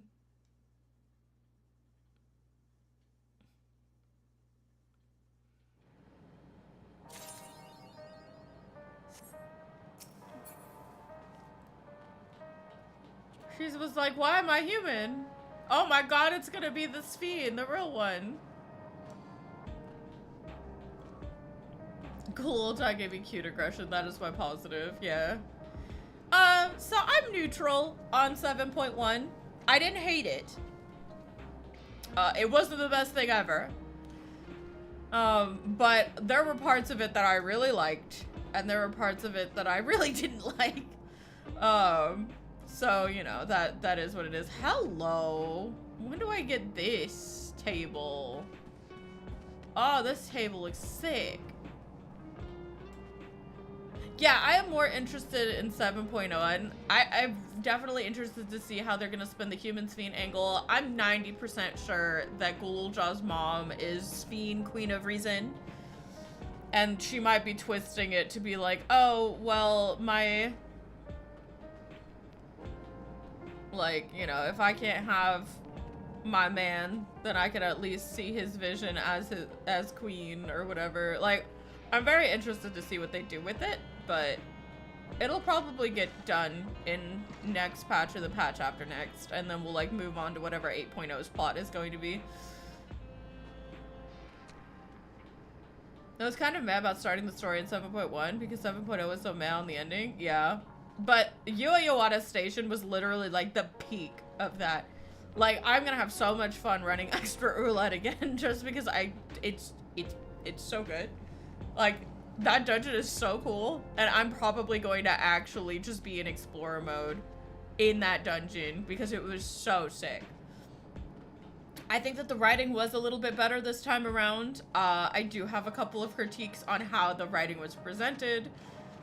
Namely, you know, frickin' Kona's whole thing. I feel like the order of operations could have been a little better on the story, but I think that the story as a whole was very good. I do feel like the choices with Ghoul-Jaw were a little weird, and it's just because, like, it's a baby. I feel like I feel like I was pulled out of the story a little bit because no sane adult would have this little 4-year-old child like with them and like be okay with the shit that he went through. Like F parenting, F- parenting on that shit. They could have cut the, it's okay, my parents abandoned me because I love these weird dogs. Yeah, like, I get it. As a pet lover, I love animals. I love my animals. I love other people's animals sometimes. Like, I could understand how a pet can be family. But I do think that had they just swapped it, like, have him learn that his parents didn't abandon him while he was learning to love the stupid Ronique. They're not stupid, they're cute. Like, I feel like that would have just cleared it up. And so that's not even like me saying the story was bad. It's just, I kind of wish that they had changed around a few things.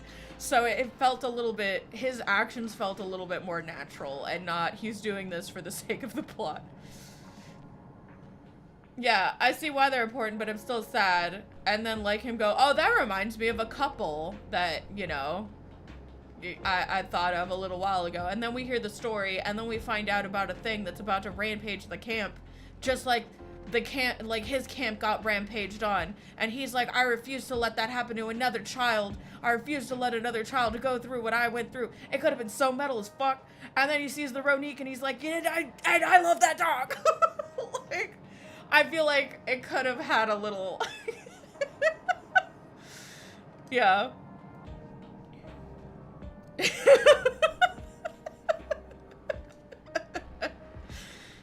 Like, I feel like it could have been so much more emotional had they just changed the order of operation. Yeah, that counts. It's a child.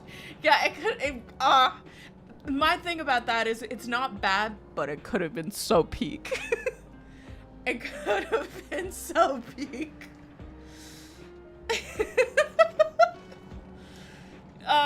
But you know, aside from those two things, I think the story was solid.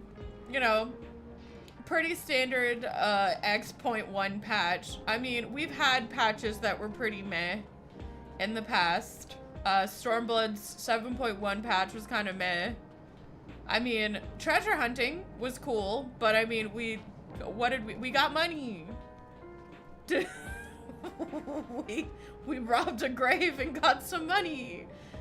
So that's not me sitting here and saying, oh my god, it's fucking Ash and we've never had anything as bad as that. No, it's we've definitely had, like, this is pretty par. This is pretty standard. And I am more optimistic. I am more optimistic, and seeing, like, where this plot point goes. I think the 7.2 will definitely be better. It looks like they're on the right track. I have intrigue. But unfortunately, I'm fucking starving, you guy. I'm starving. I need to go make dinner. Moss is gonna be home in like 30 minutes. So I'm gonna park my girl here. And I hope you guys enjoyed watching me go through the story. I feel like I was getting a little hangry at the end there. Hopefully they didn't bleed in too much, but I'm so hungry. I need to eat. Park it at the dot. Okay.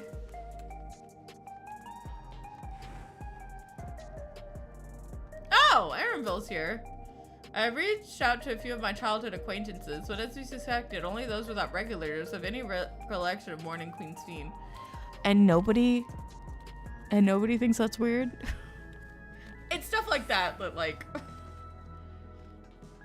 but it's fine. But alrighty. So yeah, that's gonna be it for me, you guys. I hope you enjoyed. We will be playing Metaphor one day out of the week this week. It's already Thursday though, isn't it? Maybe we'll just skip Metaphor. Maybe tomorrow we'll do Kingdom Hearts. We'll watch 358 over 2 days. We'll watch 358 over 2 days. We'll chill. And then Sunday we'll play the Resident Evil board game, which, Rain, you are still invited. I've made it very easy for people to just hop in and out whenever they feel like playing. So, yeah. But yeah, I'm gonna go ahead.